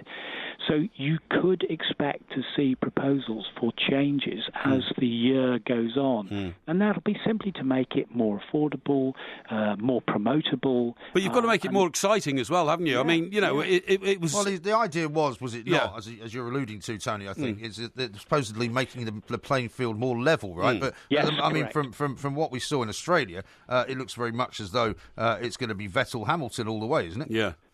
Yeah, it looks like a battle between Ferrari and Mercedes, but that's no bad thing because for 3 years we've had an intra-team battle of the Mercedes teammates. Whilst that's been very entertaining, it's great to have Ferrari back, and that's the big result from the weekend. You know, they didn't score a win at all last year, and they had 3 wins in 2015. The last win for Vettel was Singapore in 2015. But so we look forward to the fans will love that battle. I really enjoyed that battle. But yes, you're right. We need a more level playing field. Yeah, and more excitement. I mean, what do you think of the loop idea, Tony? Everybody thinks I'm mad, but I think it's brilliant. A brilliant idea. I don't like, Mike. I don't like the loop-de-loop, but I like the sort of Scalextric type one where you go one way and the other guy has to go the other. That's right. And the other one was they talked about artificially suddenly putting on all the sprinklers so the track gets wet in one part and great dry idea. in the other part. So that's all good. But then I'll take you back to you can't fail to have enjoyed Brazil last year in the wet when we had all those restarts. Sure. And Verstappen, if you remember, came from 14th to 3rd and overtook about 9 cars round the outside in blinding rain and all that. That was phenomenal. But that's very rare, isn't it? And of course we'd want to watch that. I mean, funnily enough, I was telling Mike just at the weekend, I took my 10-year-old and 12-year-old for the first time watched Senna, the movie, and, you know, absolutely loved it, not least because of the action in the races where so many cars were overtaken. Yeah, look, I mean, if you two have got to come up to Silverstone. You've got to, you know, the British Grand Prix in July. It's phenomenal. I mean, there's something like 34,000 fans just come along and camp and serve the whole weekend. The atmosphere is absolutely electric. Yeah, fantastic. I mean, and when Hamilton goes past, or you know, he's overtaking the other drivers, or whatever, they absolutely love it. So we did have some spectacular races last year, but it's the big question mark is because there's new regulations this year with these new wider cars, far more downforce, and as you've said, over 25% bigger tyres and so on. Can they overtake? Well, we don't know until we get to China properly. Okay. And it's still the pinnacle of the sport. Formula One is still, you know, at the top, but it's how it stays on top. That's right. And how it keeps entertaining all of us. Here's another great idea, Tony. Right? Surely not another great idea. No, here they come round onto the main straight, and then they have a wind tunnel effect, and they switch on this machine which blows a wind of 100 miles an hour down the track against them, and they have to battle against that to get through. Wouldn't it be better if it was behind them? No. It should be behind them. It'd be more difficult. No, it's against them. What do you think of that one, Tony? I think that's great, Mike, but it'll do very well for that great driver whose initials are RT Fischl. Yeah. Right, yes, I see. You're taking the mickey out of me again, Tony. This is a bit unkind, it's you not know. Barnum and Bailey they're operating. It's the World Formula One Championship. I'm trying to be innovative. That's you can't even say it. Never mind, You're being very constructive, Mike, but destructive at the same time. So, you know, Tony, listen, I'll tell you what. I'm a purist. If you can do us a favour, we'll come and see the British Grand Prix. I want to try and race Porky in his car against mine on the track. Yeah, that's a good idea. You think we can organise that? Okay, absolutely. Definitely. We'll get you into the thick of it. You've got to come and see it and enjoy it. Fantastic. We'd love to. Tony, thank you very much indeed. Tony, thank you very much indeed. There, who was formerly, of course, back in the business. Well, go on then. You come up with a bright idea then to improve Formula One. I've come up with 3 so far. Okay. I've come up with the loop. Yeah, but you see, the problem with wind tunnel and the sprinklers. Right, the loop. No, the sprinklers have already happened. What? The sprinklers have already happened. No. Yeah, they have. No, they haven't. Believe me, they haven't. Natural rain is the only thing that's happened. That's what I mean. It already exists. When it rains, that's what happens. Yeah, but you can't just ask it to rain. You have to have sprinklers to make the track wet. Okay. Unless you've got you're going to take along the North American rain dance doctor, whatever they called him, the medicine man. North American rain dance doctor, that's what you call him. He's in the phone book. You just look it up. North American rain dance doctor, 0800 rain dance. Yeah, absolutely. Now, the point is this, right? You've got 3 ideas. 2 of them are not non-starters. So the only point which one is non-starter? The 2 that Tony said were non-starters. The loop is a waste of time. Why? Because it's too dangerous and you couldn't insure people. And the second... Have you never seen the Wall of Death in the circus where a bloke on a motorbike goes round and round? That's the clue. It's in the circus. Yeah, but it's the centrifugal force that keeps the vehicle on the wall, and the centrifugal force would keep the car on the road. I've got the best Formula One idea that you've ever heard, Go on, then. but I'm going to tell you about it coming up in a little while because we're running out of time. Well, you better think about it quick, then. Stop babbling. This is Talk Sport.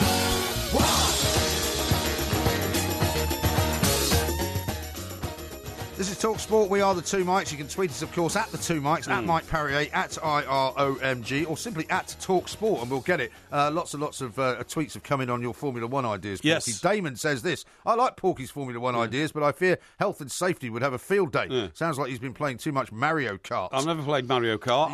I'm just innovative. Billy says, loop the loop, wind tunnels and sprinklers. It's now official. Porky has lost the plot. No, I haven't. I just think, I think outside of the box. I push the envelope. Do you? Push the envelope. Push the envelope. Where is Bobcat Bob? I don't know. Alistair says it sounds more like Parry's wacky races. Well, Dick Dastardly and Muttley.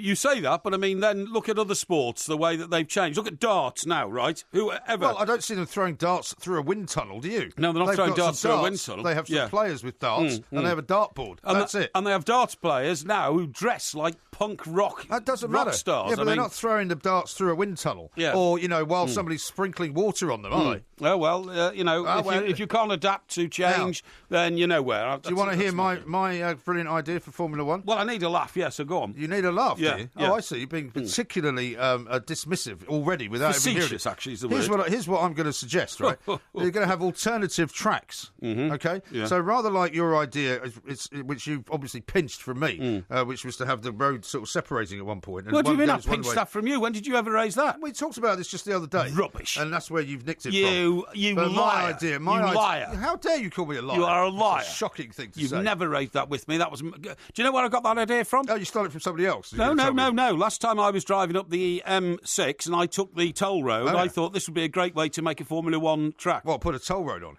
No, you idiot. Let them stop and pay the toll. No, to put an alternative road. So you come to this junction, do I left or go right? That's the instant decision. Yeah. By the way, have you seen Formula One? Let me sort of establish my idea before you go on about how brilliant yours is. Yeah, nobody cares, but anyway, well, people do care because they realise I'm the sensible part of this partnership, right? What I would suggest to you is that on, say, for example, 50% of the turns, right, of the corners, of the bends, there are two ways of going around them. One gives you a much more degree of difficulty. Like, when you have diving and you get points for degree of difficulty rather than... So you can do an easy dive perfectly, but you don't get as many points as if you do a much more difficult dive slightly imperfectly, right? So one of the corners is a lot easier to take than the other. And so if you take the other corner, you actually accrue a point for doing so. But that's exactly the same as mine has been coming to a junction where the road splits into two. No, you didn't think of it actually giving extra points for it. Don't be ridiculous. You didn't think of that. Anyway, how can you make going round a corner the same distance for two if there's only one corner?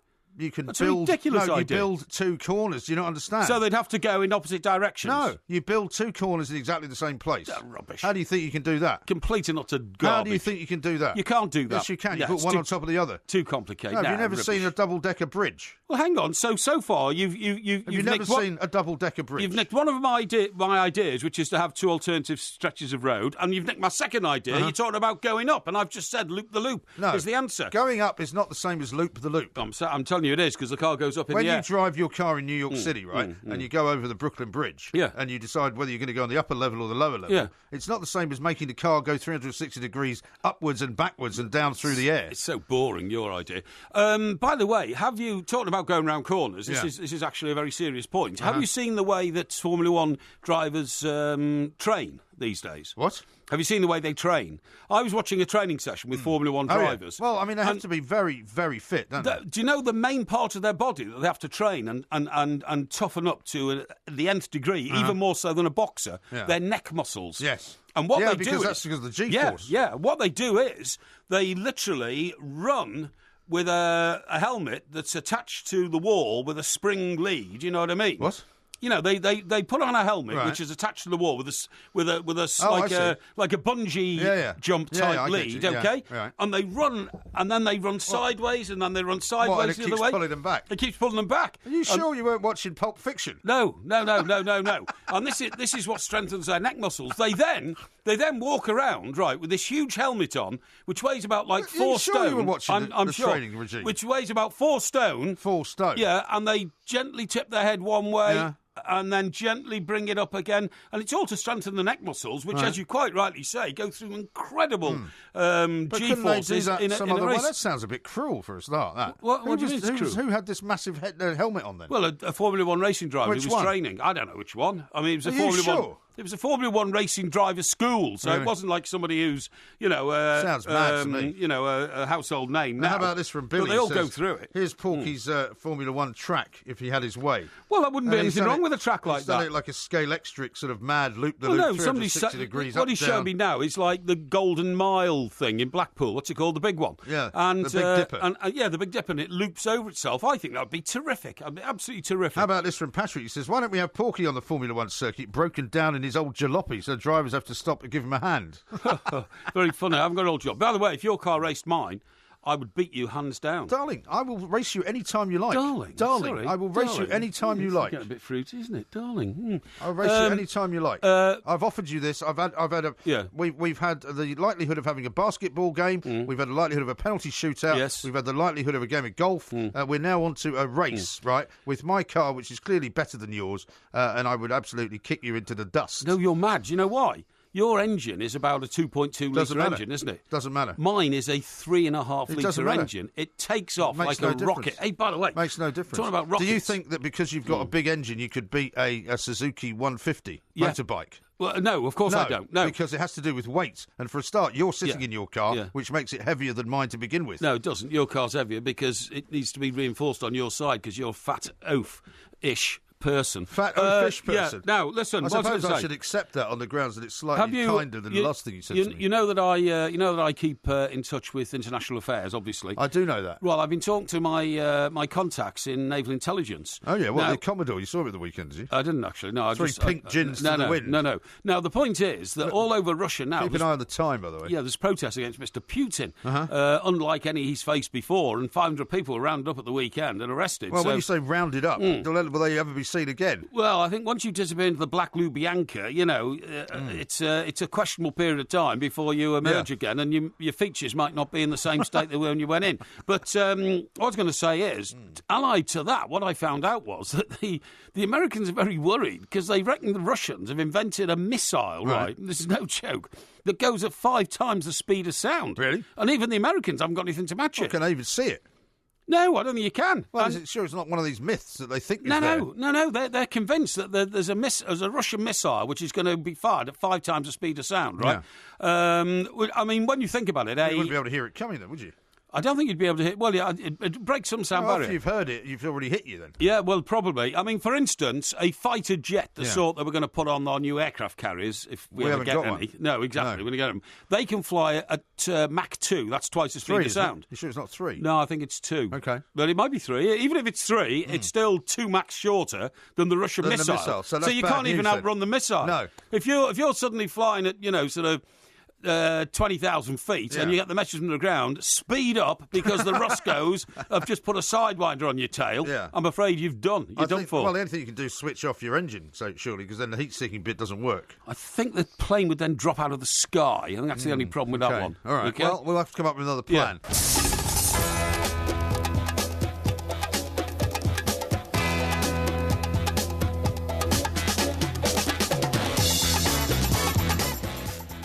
Good afternoon, I should say. I'm Mike Graham. He's Mike Parry. You're listening to the Two Mikes on Talk Sport. Coming up in this hour, we're talking Portsmouth because as much as we know that the club football business in this country is constantly up for grabs from foreign ownership, Michael Eisner, the guy that used to run Disney, is apparently in the market for buying Portsmouth. We'll find out whether that's actually going to happen and whether he'd run it properly. Would he turn it into, as some have said, a proper Mickey Mouse club? 08717 2233 444. You're listening to the Two Mikes with me, Mike Graham, and Mike Parry on Talk Sport.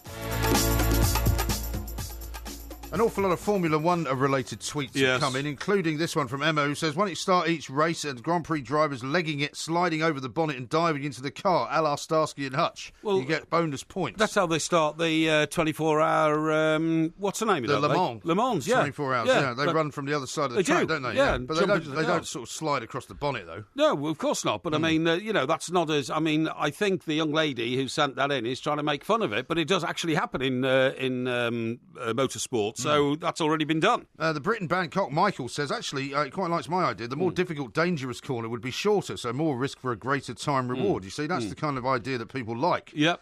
Here's one here. Loop the Loop in Formula 1. It's not the wacky races, you know, Porky, but do you fancy a figure-of-8 circuit for complete carnage? Exactly. Well, I mean, that'd be ridiculous, unless, of course, the road lifted over the road that's going below it, in which case, what's wrong with it? I mean, most tracks do have an element of that in them anyway, don't they? What, you mean a race? Crossing over the road below or above? No, not really, I think they do out in the new ones in Bahrain and places like that. No, I'm pretty I've never sure seen they do. that. No, I think you're thinking of Imola and places like that, where they used to have little bits that would go underneath. Mario says that MG's idea is brilliant, unlike Mike Parry's is always delusional. His ideas equal a failed business. Yes, it says here, just back in the car, it sounds like you guys are writing the script for Top Gun 2. I guess it will make more sense on the podcast later. No, it makes as much sense now as it makes then. It's all sense. Don't worry about it. Nigel says, the two Mikes have just winged a freebie to the Grand Prix. Has Parry got no shame? Yeah, he's always slagging it off. I thought it was great. Yeah. Well, Tony clearly got influence, hasn't he? Tony he clearly Jardine. has. Well, he used to run McLaren. He did, yeah. So when we said, can you get us up But there, I think if you go there, right, you have to treat it slightly differently from any other sporting event, i.e. don't get completely wasted in the hospitality section. Well, I never would. That's something I do when I'm invited somewhere. I respect my guests. Get some tips from Mr. Brazil. He's been to the Monaco Grand Prix many times. Yes. Never seen it once. Well, that's a bit unkind. I wouldn't go as far as to say that. Al's a professional, and he is. We respect him for the style in which he does it, you know? Now, how about this from Wally? Does Mike Parry realise there are actual human people driving Formula 1 cars? And Andrew says, I've got an idea to change Formula 1. Put the tyres off Porky's car on the cars, and they'll have a pit stop every lap for the new tyres. Do you know what? I tell you something. It's amazing. A human being is now just a little speck inside a Formula 1 car, a little speck of humanity inside this huge computer, isn't it? With a giant neck. Yeah. And one of my family got a new car over the weekend. Oh, yeah. What sort of car? A Qashqai. What? Is it a Datsun? A what? Qashqai? Qashqai. That's the one. Yeah. Nissan. A Nissan. That's right. Nissan Qashqai. And do you know what? This car is now so. Do you know Tom Cannon's way to talk? We're going to talk to Professor Cannon in a minute. He's a great guy. Yeah. This car is so computer-led now that it does things like. It beeps when you're moving out of the lane that you're in on a motorway and all this kind of stuff. You've probably got that on your car if you activate it. I have, but the point is, nobody knows how to turn them on, turn them off, or anything. Well, they these do days. actually. You know, and they do. Anyway, let's talk to Professor Cannon. Yeah, obviously the whole of your family are as technologically illiterate as you are. Not at all. That's true. Professor Tom Cannon, of course, a man who knows an awful lot about the financing of football clubs. Yep. Also knows a little bit about Disney. You might not be surprised to know. Yes. Professor Cannon, a very good afternoon and welcome. Good morning, Mike. Yeah. Good afternoon. You're quite right. I've got it wrong again. No, well, I mean, I only got it right the second time because I said good morning earlier. But anyway, listen, great to talk to you again, Tom. Yeah. Tell us what you know about Michael Eisner, first of all, and also how serious do you think this bid is by the former Disney chief to buy Portsmouth?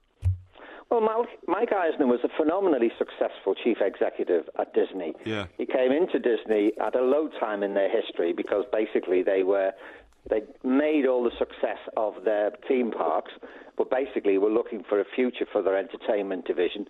Completely turned it round, launched a whole series of very important developments, particularly in the use of new media and also, of course, in terms of developing new programs. So, phenomenally successful chief executive, left, set up basically a hedge fund, and is probably worth about $1 billion according to Forbes magazine. And of course, coming into the truth of the matter is, it sounds very credible. I mean, if you read all the sources, they've not denied it. They are in proper discussions.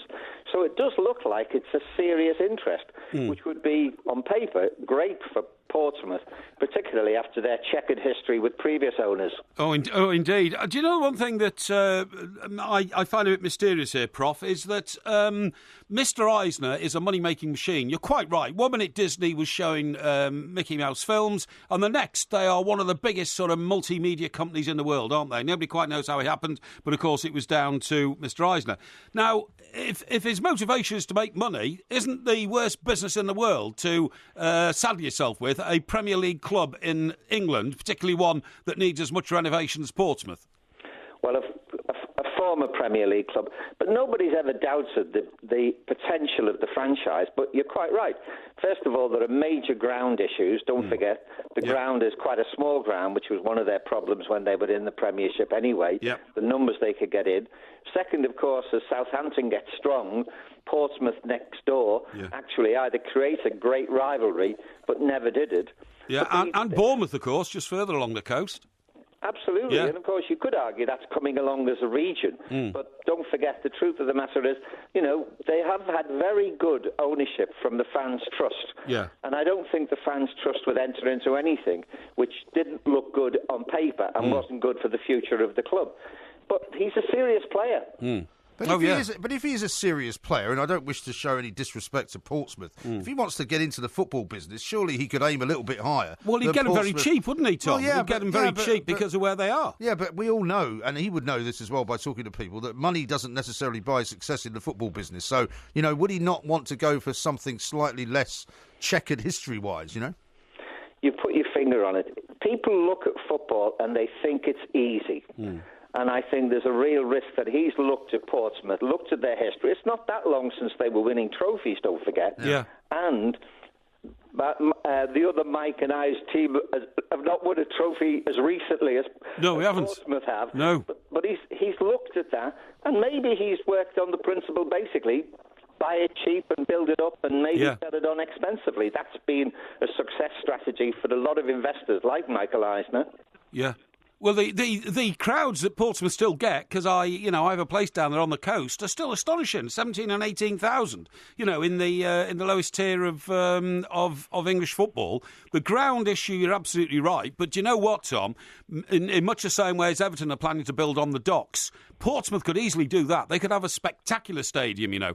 There's plenty of land there that you could turn that into a multi. Useful complex, the sort of thing that Eisner would have the vision to do, and I think it's a great and very credible plan. You're quite right. Portsmouth has tremendous leisure assets. Yes. Don't forget it has the National Maritime Museum, which is quite amazing. It is. And it has a great leisure potential. And, of course, there's also retail potential because basically around the ground there's always been this talk that what was interesting to people like Gamidak and Alfaro was actually the retail potential. Yes, it was. I mean, they've got Gunwolf Quays there already, but you could double the size of that and put a football stadium in place as well. And, as you quite rightly say, the National Maritime Museum, HMS Victory, the huge military pageantry of the place. It all makes sense to me. Maybe you'd have more success buying into the Royal Navy as well, because he seems to have more money than our defence budget has, doesn't he? Probably. I'm asking Tom. Yeah. Tom, sorry. We think the defence budget has been squeezed to the point where Mr. Eisner could probably do something about it.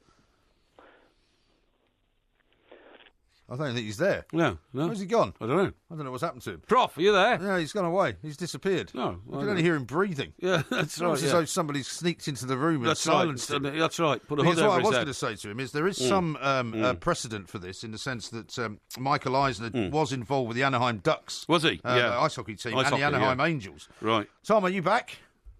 Back. Yeah, great. Sorry, I thought we lost you there for a second. What I was going to say is that he does have some history in the sporting franchise world as well, doesn't he? Having been in charge of the Anaheim Ducks and the Anaheim Angels, the baseball team. Sorry about this. I don't understand what's going on. I don't know. Has he got one of those two-way phones? I don't know. I think we may have to knock it on the head. Yeah, I think we'll have to. But anyway, Prof, thank you very much indeed for joining us. As always, great to hear from not only a professor, but an Everton professor. An Evertonian professor, yeah. But he seems to take it in good sort of heart, doesn't he? The fact that Everton haven't won anything for a long time. Well, but presumably that's all going to change. We might come back to Everton a little bit later on.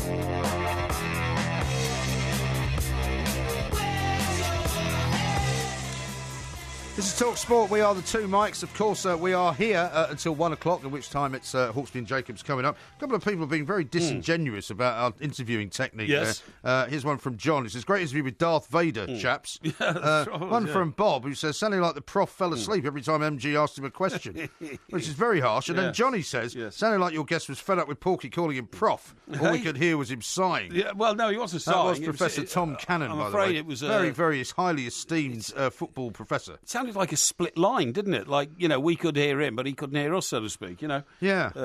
And then we couldn't hear him. But he made a lot of sense when he was able to speak to us. So, yes. very, very happy about that. A couple of people have sent in pictures of the big one in Blackpool saying it doesn't actually have a loop. Other people saying it does have a loop. That's one picture of it there. Let's have a look. Yeah.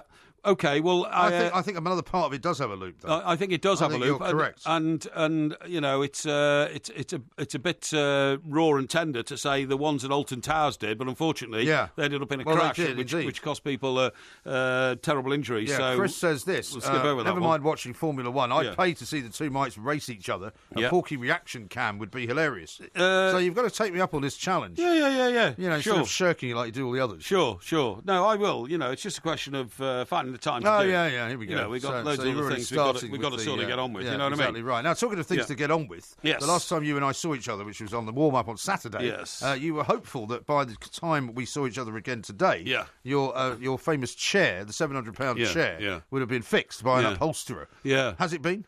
No. Really? Why not? His dog died, I think. Well, no, we already found out that he wasn't able to do it. I thought there was another guy who was going to come. I was supposed to send some pictures. And I couldn't get the pictures onto the right to the link to get them to the upholsterer. Oh. He wanted to see the pictures. I thought you'd sent the pictures. Didn't get there. You see, I've had to. Now I've approached a third upholsterer. Have you? And then how do you approach an upholsterer? You kind of look them up and you ring them up. And unfortunately, was he anywhere near the rain dance doctor? No, he wasn't near the rain dance doctor. Now, unfortunately, during the course of this morning's show, I've had a call. Oh, have you? Yeah. What, you mean from an upholsterer? Yes. Oh, super. But at the time, he was knocking on my door. Oh, what? You mean you made an appointment for him to come? Well, this appears to have... I can tell you what has happened. I know what's happened, right? What? You've made the appointment at a time when you forgot to write it down into your diary, right? And then forgot completely that you'd made the appointment, which can only be, I suppose, at some point in one of the afternoons. No. I don't wish to put too fine a point on it. No. What could have happened is my housekeeper could have arranged the well, then why wouldn't she have been there to let him in? Because she maybe didn't know about my working hours this week. Do you see what I mean? I see what you mean. And so that could have been the problem. But wouldn't she have told you that she'd made an appointment? She definitely would have done, but she might have left a note somewhere around the house which I haven't picked up yet. You know what I mean? Well, or something like that. Did she hide it somewhere? Well, no, I was out yesterday all day, wasn't I? Were you? And she came in and did some ironing and that kind of stuff. So did some ironing? Yeah. Well, surely she would leave the note somewhere you would see it. You'd think so, but I mean, I got home quite late last night, right. How late did you get home? Oh, not that late. 7 o'clock. 7? Well, that's not late at all. Yeah, but then I was rushing around doing things to get sorted for today. What? What were you doing? Well, I had to catch up on some programmes. You know? Like what programmes? Well, a bit of Coronation Street. What's that going to do with today's show? It makes me feel better. You know, I feel more relaxed. You don't look more relaxed. Yeah, now, the thing is, I have rung the chap back, the upholsterer. Have you spoken to him? Spoken to him. I've said I will pay him for his time because a terrible thing. That drives me mad. Yeah. When people, A, don't turn up when they say they will, or B, if I turn up somewhere and somebody's not there, I go mad. So I've said that I will. So how much is he going to charge you for turning up at your door? Well, he hasn't said, but I've offered him £30. Oh, it's very kind of you. Yes. 30 quid? Yes. Is that all? What do you mean, is that all? He only knocked on the door for 3 minutes and then left. Well, yeah, but you offered to give him some money, then surely you should pay him for whatever his hourly rate is. Well, I think that's pretty fair, in my view. You think that's fair? Yeah, I do. Well, let me tell you this. The Queen has hired a curtain and cushion maker for more than 1,000 royal rooms, right? And he's going to be paid 22 grand. That's not an upholsterer, is it? Is that 22,000, yeah. Upholstering of the curtain and cushions, yeah. You don't upholster curtains and cushions, you upholster chairs. Well, you upholster generally interior design, don't you? And how much is this guy getting paid? 22 grand. Right, OK. So on that basis, 22 grand, that is... You've got one chair. Hang on, that's £400 a week, isn't it? £450 a week. Well, you're the expert on money. That's £450 a week. Yeah. A 40-hour week, 40 into 450 is just over 10. Right. Therefore, I'm paying my upholsterer 3 times the going rate what, you mean, to work per hour? for the Queen, per hour, for the failed appointment this morning. Travelling expenses? Well, I mean, that's all included. It wouldn't take him more than an hour to get there, knock on the door and leave again, would it? Yeah, OK. Now, let's talk to Dave, the Portsmouth fan, because he knows a little bit about this Michael Eisner takeover. Okay. Dave, very good morning to you. Good afternoon to you, I should say. Yeah, good afternoon to you too, Mike. Now, what would you like to tell us? Yeah, I've been a Pompey fan for 70 years. 70 years? Blimey. Yeah, since 1947. Good and God. The biggest win I've ever seen, Mike, sorry to hurt your feelings, was when Pompey beat Everton 7-0 at Fratton Park. When was that? Excellent. 1948. Ted Sager was in goal. 1948, Ted sorry Sager. for him, yeah. Because I was only a young boy then, but... yeah, of course you were, yeah. Well, that's a bit shocking. Now, what can you tell us, Dave, about what's being said about the Michael Eisner takeover? The opinion is generally very favourable amongst my Pompey friends, you know. And as the 12-strong community committee have said, they've only made a small profit each year since we've been a community club. Mm-hmm. And if we need to advance, then we've got to bring big money into the club, you know. And this bloke, you know, I mean, he sounds the real deal. So we're in a 70-day conversation period with this guy, but it looks pretty good to me. Right. And as you know, Mike... The potential at Fratton Park is absolutely fantastic, you know. No, it is. Mean, if you look at Saturday's fixtures, we had a far bigger gate than anyone else in the first division. Yes. The nearest team to us were Coventry, who had 11,000. Yeah. We had 17,500. It's amazing. You know? It's amazing. Yeah. There's a chap who lives in my block, Dave, and he gets his scarf and his hat on every Saturday. Is him going out there, and he's not a young man either. And his life is largely dictated by the fortunes of the club. So I do know, Dave. There's a huge will to want Portsmouth to get back to where you think they belong. Absolutely, Mike. And maybe Michael Eisner is the man to do that. That's great. Dave, thank you very much indeed for your call. We've got lots more coming up, including, of course, the heroes and villains. I think the score currently is 9-3 to me. I'm not really sure. But, of course, Izzy will be the judge of whether your heroes and villains are better than mine.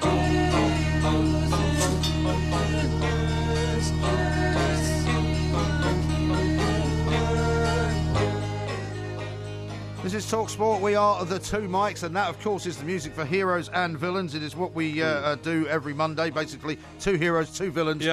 Izzy, the producer, will decide which ones she prefers. Yes. I don't know whether you're ready to go with yours. We're also live on Facebook, so if you want to watch this as well as listen, go to Facebook. Our page is the two mics, and you will see the live feed there, so you can actually see in all of his glory Mike Parry in his beautiful blue shirt, which looks a bit new, actually, to me. What? Is that a new shirt you got? It's one of my pink shirts. It's not Pink. No, it's from Pink, the manufacturers of the shirts. You know? I see, yeah. Quality shirts, highest quality. Well, they're very, very good shirts. Thank you. I'm not sure I approve of the actual pattern of it. But well, no,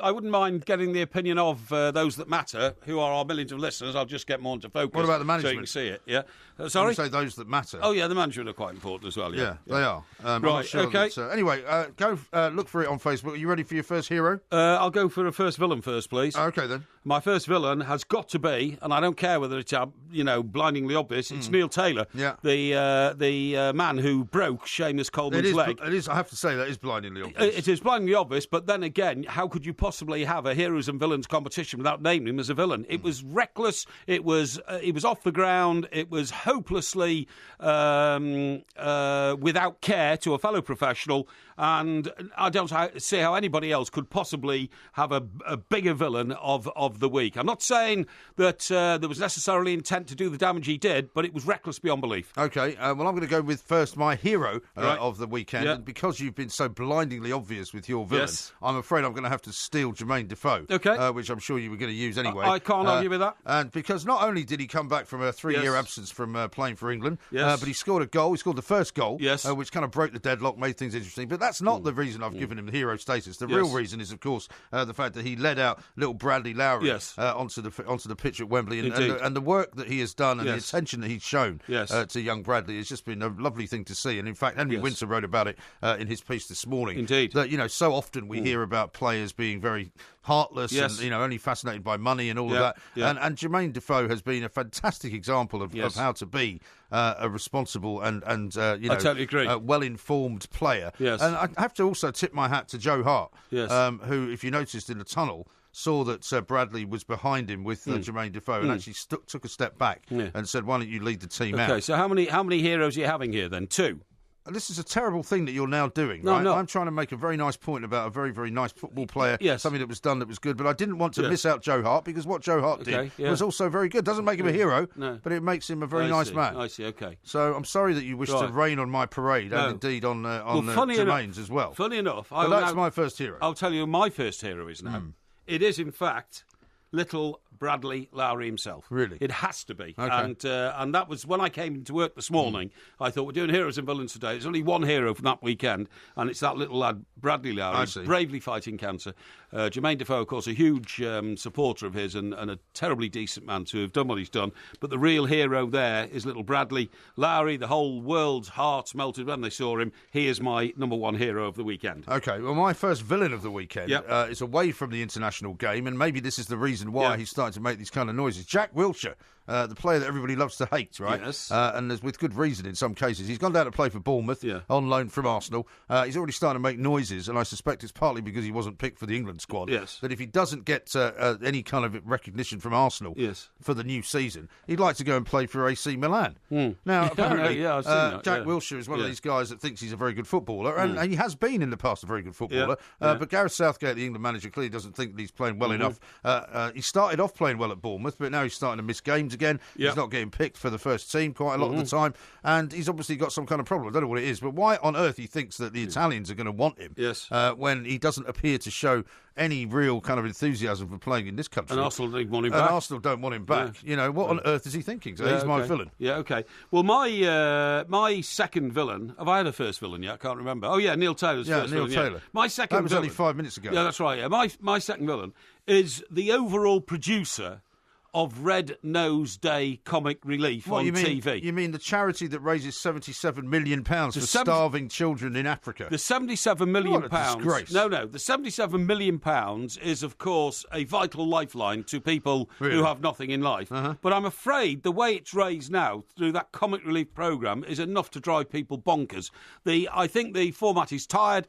I think it's outdated. I think the concept of people going around sticking red noses on the end of their nose is something that really belongs to, a distant era, and we need to keep Comic Relief Day, but we've got to change the theme from this red nose, because I'm afraid people are now yawning and getting bored with it. And I thought the quality of some of the stuff that came out in the whole day-long stuff or night-long stuff or whatever was, poor. Some of it was poor. Okay. Now, my second hero of the weekend, you may be surprised by this one, is Gordon Strachan. Right. Gordon Strachan, who was fighting for his job just before that last game of the weekend on Sunday night against Slovenia.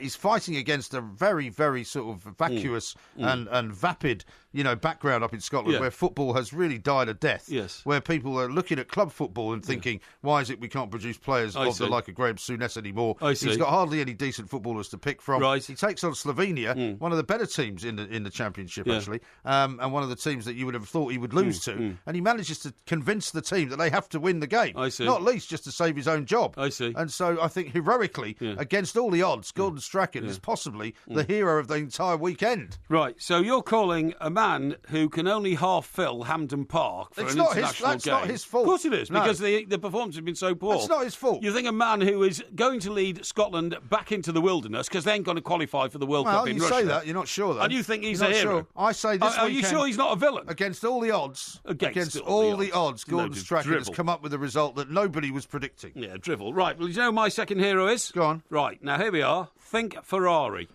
What? Think Ferrari. Ferrari, okay. Yeah. Ferrari boxer? So no, so what am I going to say? I don't know what you're going to say. I never know what you're going to say. Well, you see... That's what the show is. If I knew what you were going to say, I wouldn't come in. Old Vettel won the Formula One Australian Grand Prix. What's his first name? Hey? What's his first name? Sebastian. Good job. Now, the point is, I'm not going to be obvious and say he's my hero, but it is Ferrari to whom I'm going to turn for a hero. Oh, yeah. And the chap concerned is Scott Nicholas. And the reason is... Who's he? He's got a Ferrari. He damaged a wheel that cost £10,000 when his car dipped into a pothole somewhere near Peterborough. He then took on a local authority in the Peterborough area, and he's won £10,000 compensation. What, so he's won 10 grand from the local council, taking money from the taxpayer's mouth, literally, where they should be spending it on old people, Meals for Wheels. He's taken money from them. He's giving it to charity. Oh, is he? He has announced he's an entrepreneur. Which charity he's giving it to? I've no idea, but he's an entrepreneur in that part of the world. No, I have not made that up. I've not made it up at all. And the point is that local authorities have got to learn that if there's holes in the road, they've got to fill them in. Because you can't have cars like my, super two-door fastback 3.5-litre Mercedes. You haven't had a puncture this week yet, have you? No, I haven't, no. Well done. Being bumped in and out of holes in the road all the time because it's not good enough, and I despair at what we do with the road tax in this country, which raises billions of pounds, but they never seem to mend the roads. I see. So he is my hero, Scott Nicholas. I salute you. What's this guy's name?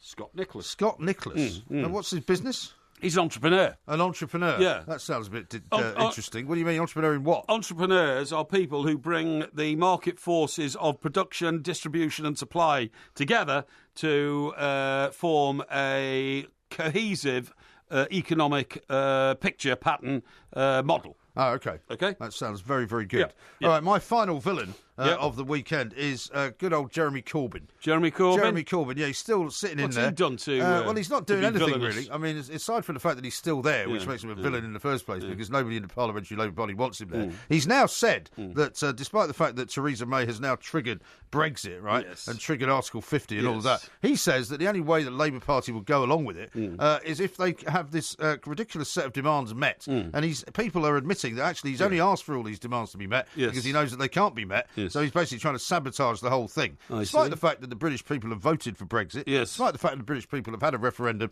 and made up their minds that they're quite happy to leave the European Union, he does not know which way to go, Jeremy Corbyn, because he can't remember whether he serves the people or whether he serves the party. And so I think for all intents and purposes, he is another villain. A bit like you, really. Do his job properly. You can't remember what day it is sometimes, you. I know exactly what day it is, and I know what day it is tomorrow and the next day. You're the one that forgot you'd made an arrangement to meet an upholsterer, I think you'll find. That wasn't my fault. Somebody else did that, Okay. Well, that was Heroes and Villains. Izzy will now take the time that she needs to take to decide. I can't imagine. Well, it won't take her long. I don't think it will take her long. It won't take her long. No. She's a sensible, intelligent girl.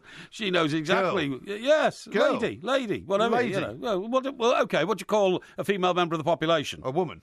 Woman will do. You ever heard that word? Yes.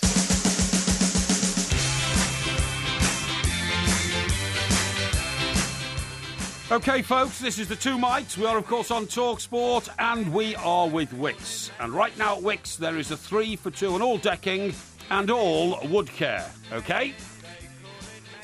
Now, unbelievably, I've just had a communique in my ear. Yes. From the girl stroke lady stroke woman behind the glass, right? Apparently she's giving the win to you. Hey! How extraordinary is that? Hey? How extraordinary is that? Well, I mean, I think it's intelligent because of people your can work cynical, these things I have out. to say it's because of your cynical selection Why? of the hero of the week, which you can't really argue with. Yes. Little Bradley. Little Bradley, yeah. Yes, absolutely. And I take my hat off to you for thinking of that. I thought I was going to actually get it in the, I was going to get a knee in the side of my leg from them for hammering comic relief. Really? Because, of course, it did raise £75 million, and I'm all for that. It was awful, I just think the format has just become a bit strained, and I think we need to wonder, redo it. Actually, without wishing to be unkind, whether they could raise the same amount of money by just not doing it. Yeah, that's right, I mean, I would actually send the money. Keep them off the screen. Just don't keep bringing up these ridiculous so-called comedians. Do you know what they could do? Did you know what they did? They spent about an hour on some kind of ludicrous phone-in or, sort of poll of what your favourite biscuit was. I know, isn't it crazy? The last time I heard that, it was on some kind of, student radio. Wouldn't it be funny if they said, right, folks, now here we are, we're going to raise a lot of money. Now, if you don't send us some money, we are going to let Russell Brand come on this show and talk drivel for 10 minutes. Exactly right. Which is what he's very good at. Yeah. Send us money now, and if the money's coming in at the rate of £1,000 a minute, we will keep Russell Brand off the screen. Keep him off. Actually, it's a great sort of Russell Brandathon, except not it's in reverse. Exactly. Now, how about this for a lot of people watching us on Facebook Live? You can still go and watch it again if you missed it, by the way. Has Porky got his pyjamas on, says Darren. Why? Well, I think he's referring to that shirt. Hang on, this is a very expensive shirt. Do you know how much this shirt costs? Well, do you want to know how much this shirt shirt cost? I know, and you probably spent some ridiculous amount of money on it. It doesn't mean just because you've spent a load of money on it, it's any good. It's a very expensive shirt. Well, how much do you pay for it? Well, I'm not going to boast about it. I mean, this is a man with a £700 chair, which has got springs firing out of it. Yeah. No, I don't. How much do you buy for? How much do you spend on the shirt? Some people would say these sort of shirts cost about £125, but I'm not going to comment on it. Well, you probably have to have it specially made because it's short the arms and everything. How about this from Neil? Has Porky bought some new Pierre Cardin shirts? No, I haven't actually. I'm more to keep. Elliot says, I'm surprised you haven't got any pork scratchings on the wall behind you when you're filming. Maybe I should have. Listen, talking about pork scratchings, right? Yeah. Did you know that in a recent survey, I don't know why these people do these surveys, but they do. Which ones? This one here. 1/3 of people who take their lunch to work have had it stolen.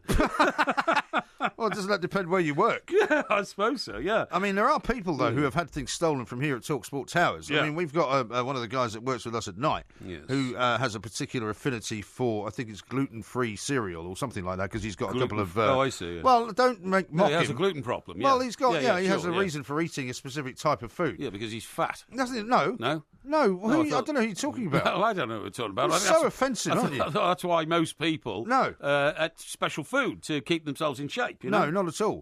Well, Novak Djokovic has a gluten-free diet. Yeah. I don't think you'd be standing in front of him claiming he was fat, would you? He's gone right off the ball, by the way, Djokovic. Yeah, well, I've been studying some of his form telling lately. you about that. I've told you about that. Yeah. Now, listen... You can't say too much. Do you mind if I actually finish a thought, or would you just like to continue with your own drivel? No, please do. Thank you very much indeed. Yes. There are people... Anyway, he had his cereal, had a whole box of cereal, right? Yes. He came in one night, and somebody had eaten all of it. They'd left the box.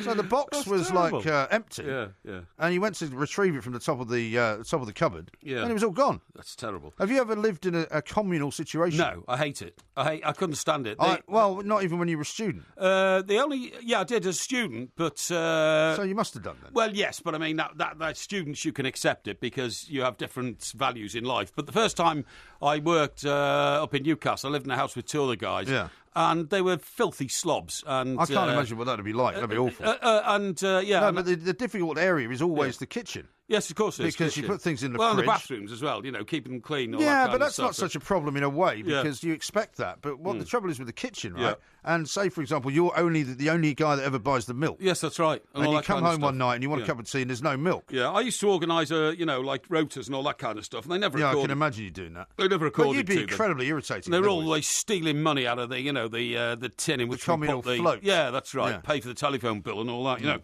But anyway, it says here, from milk in the fridge to a favourite pen. Favourite pen? What's that going to do with it? Petty workplace thefts often leave victims feeling angry, but powerless because they don't know who the criminal is. Well, part of the problem now, of course, is that we have this hot desking scenario, don't we? Yeah, we do, yeah. So you don't actually have a desk anymore. Yeah. So when you come in, you sit wherever you can sit. That's right. Now, it's not just the actual food itself. It says here, 31% of staff have reported their favourite mug being stolen. Yes. Or coming into work and finding it used and left discarded by the sink. Okay? See, one of the things I'm quite surprised about with you is that you don't bring your own mug in, because you're the kind of guy I would have thought that would only want to use your own mug, because you don't like communal things at all, do you? No, but I forensically clean any mug that I'm given when we're having a cup of tea during the show or something like that, because I think that's what you should do. No, but I'm amazed that given your kind of propensity for, not wishing to mix with the great unwashed, that you don't just bring your own cup in. Well, really? Yeah, but it would get lost, it would get broken, people would nick it, people would want me to sign it and give it away to them and all this kind of stuff, so, I decided not to do that. It says here, 29% of people have lost their lunch in the office. 1 in 6 workers had lost property in just 1 week, or half of their property in a month. 5% admit booby-trapping their belongings. What? To catch the thief. Right. Yeah, so 1 in 20 people actually booby-trap their belongings, and some had even bought motion-triggered cameras focused on a fridge to try and catch the culprit in the act. Well, fortunately, here at TalkSport Towers, we have we have very highly developed sort of CCTV cameras. Yes, that's right. Yeah, it says here the petty pilferers, as they are known in the trade, I don't know they're known as that, are usually men. So ladies don't get involved in this sort of thing. Ladies, yeah. The survey found out what about women? Their behaviour can cause serious trust problems in the workplace. So what happens is, if you think that your workmate has nicked your sort of corned beef butty, right, and gone on it. Well, in the old days, you would just take him outside and give him a good shoeing, wouldn't you? Yeah, that's right, yeah. But now, apparently, Can't do that now. That puts into place like a doubt amongst the camaraderie of your colleagues. And you can't trust them to do basic things. Oh, right. Now, a couple more tweets that have come in. The buttons look like they're straining a bit on Porky's shirt, says Mark. Lee says Porky's shirt looks like a flannel. No, it doesn't. It's a very expensive shirt. But Keith says, nice shirt, Mike. Thank you very much indeed. You might be talking to me. Yeah. Now, of course, this is the Two Mics on TalkSport with Wix, and every day we give away a £100 Wix gift card to the best caller. The best caller today, we decided, was Steve, the Liverpool fan, who stopped watching the England game at half-time and put on Peppa Pig. Instead. So, I mean, that was probably a lot more entertaining. I totally agree.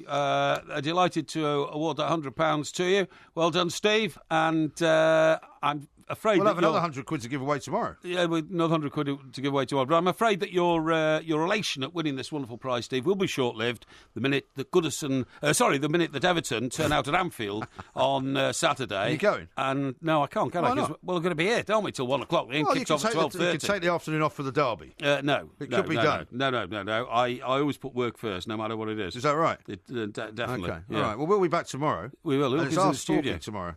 Andy Jacobs. Andy, how are you? Yeah, I'm all right. So great to see you. Thank you very much indeed for joining us. He just walked in surreptitiously. You didn't have to say hello to him. Oh, well, I like to make a fuss of him because he's a good guy, you know what I mean? This is TalkSport. Don't forget to come back tomorrow for another sparkling, as fizzy as a bottle of champagne podcast from the Two Mics.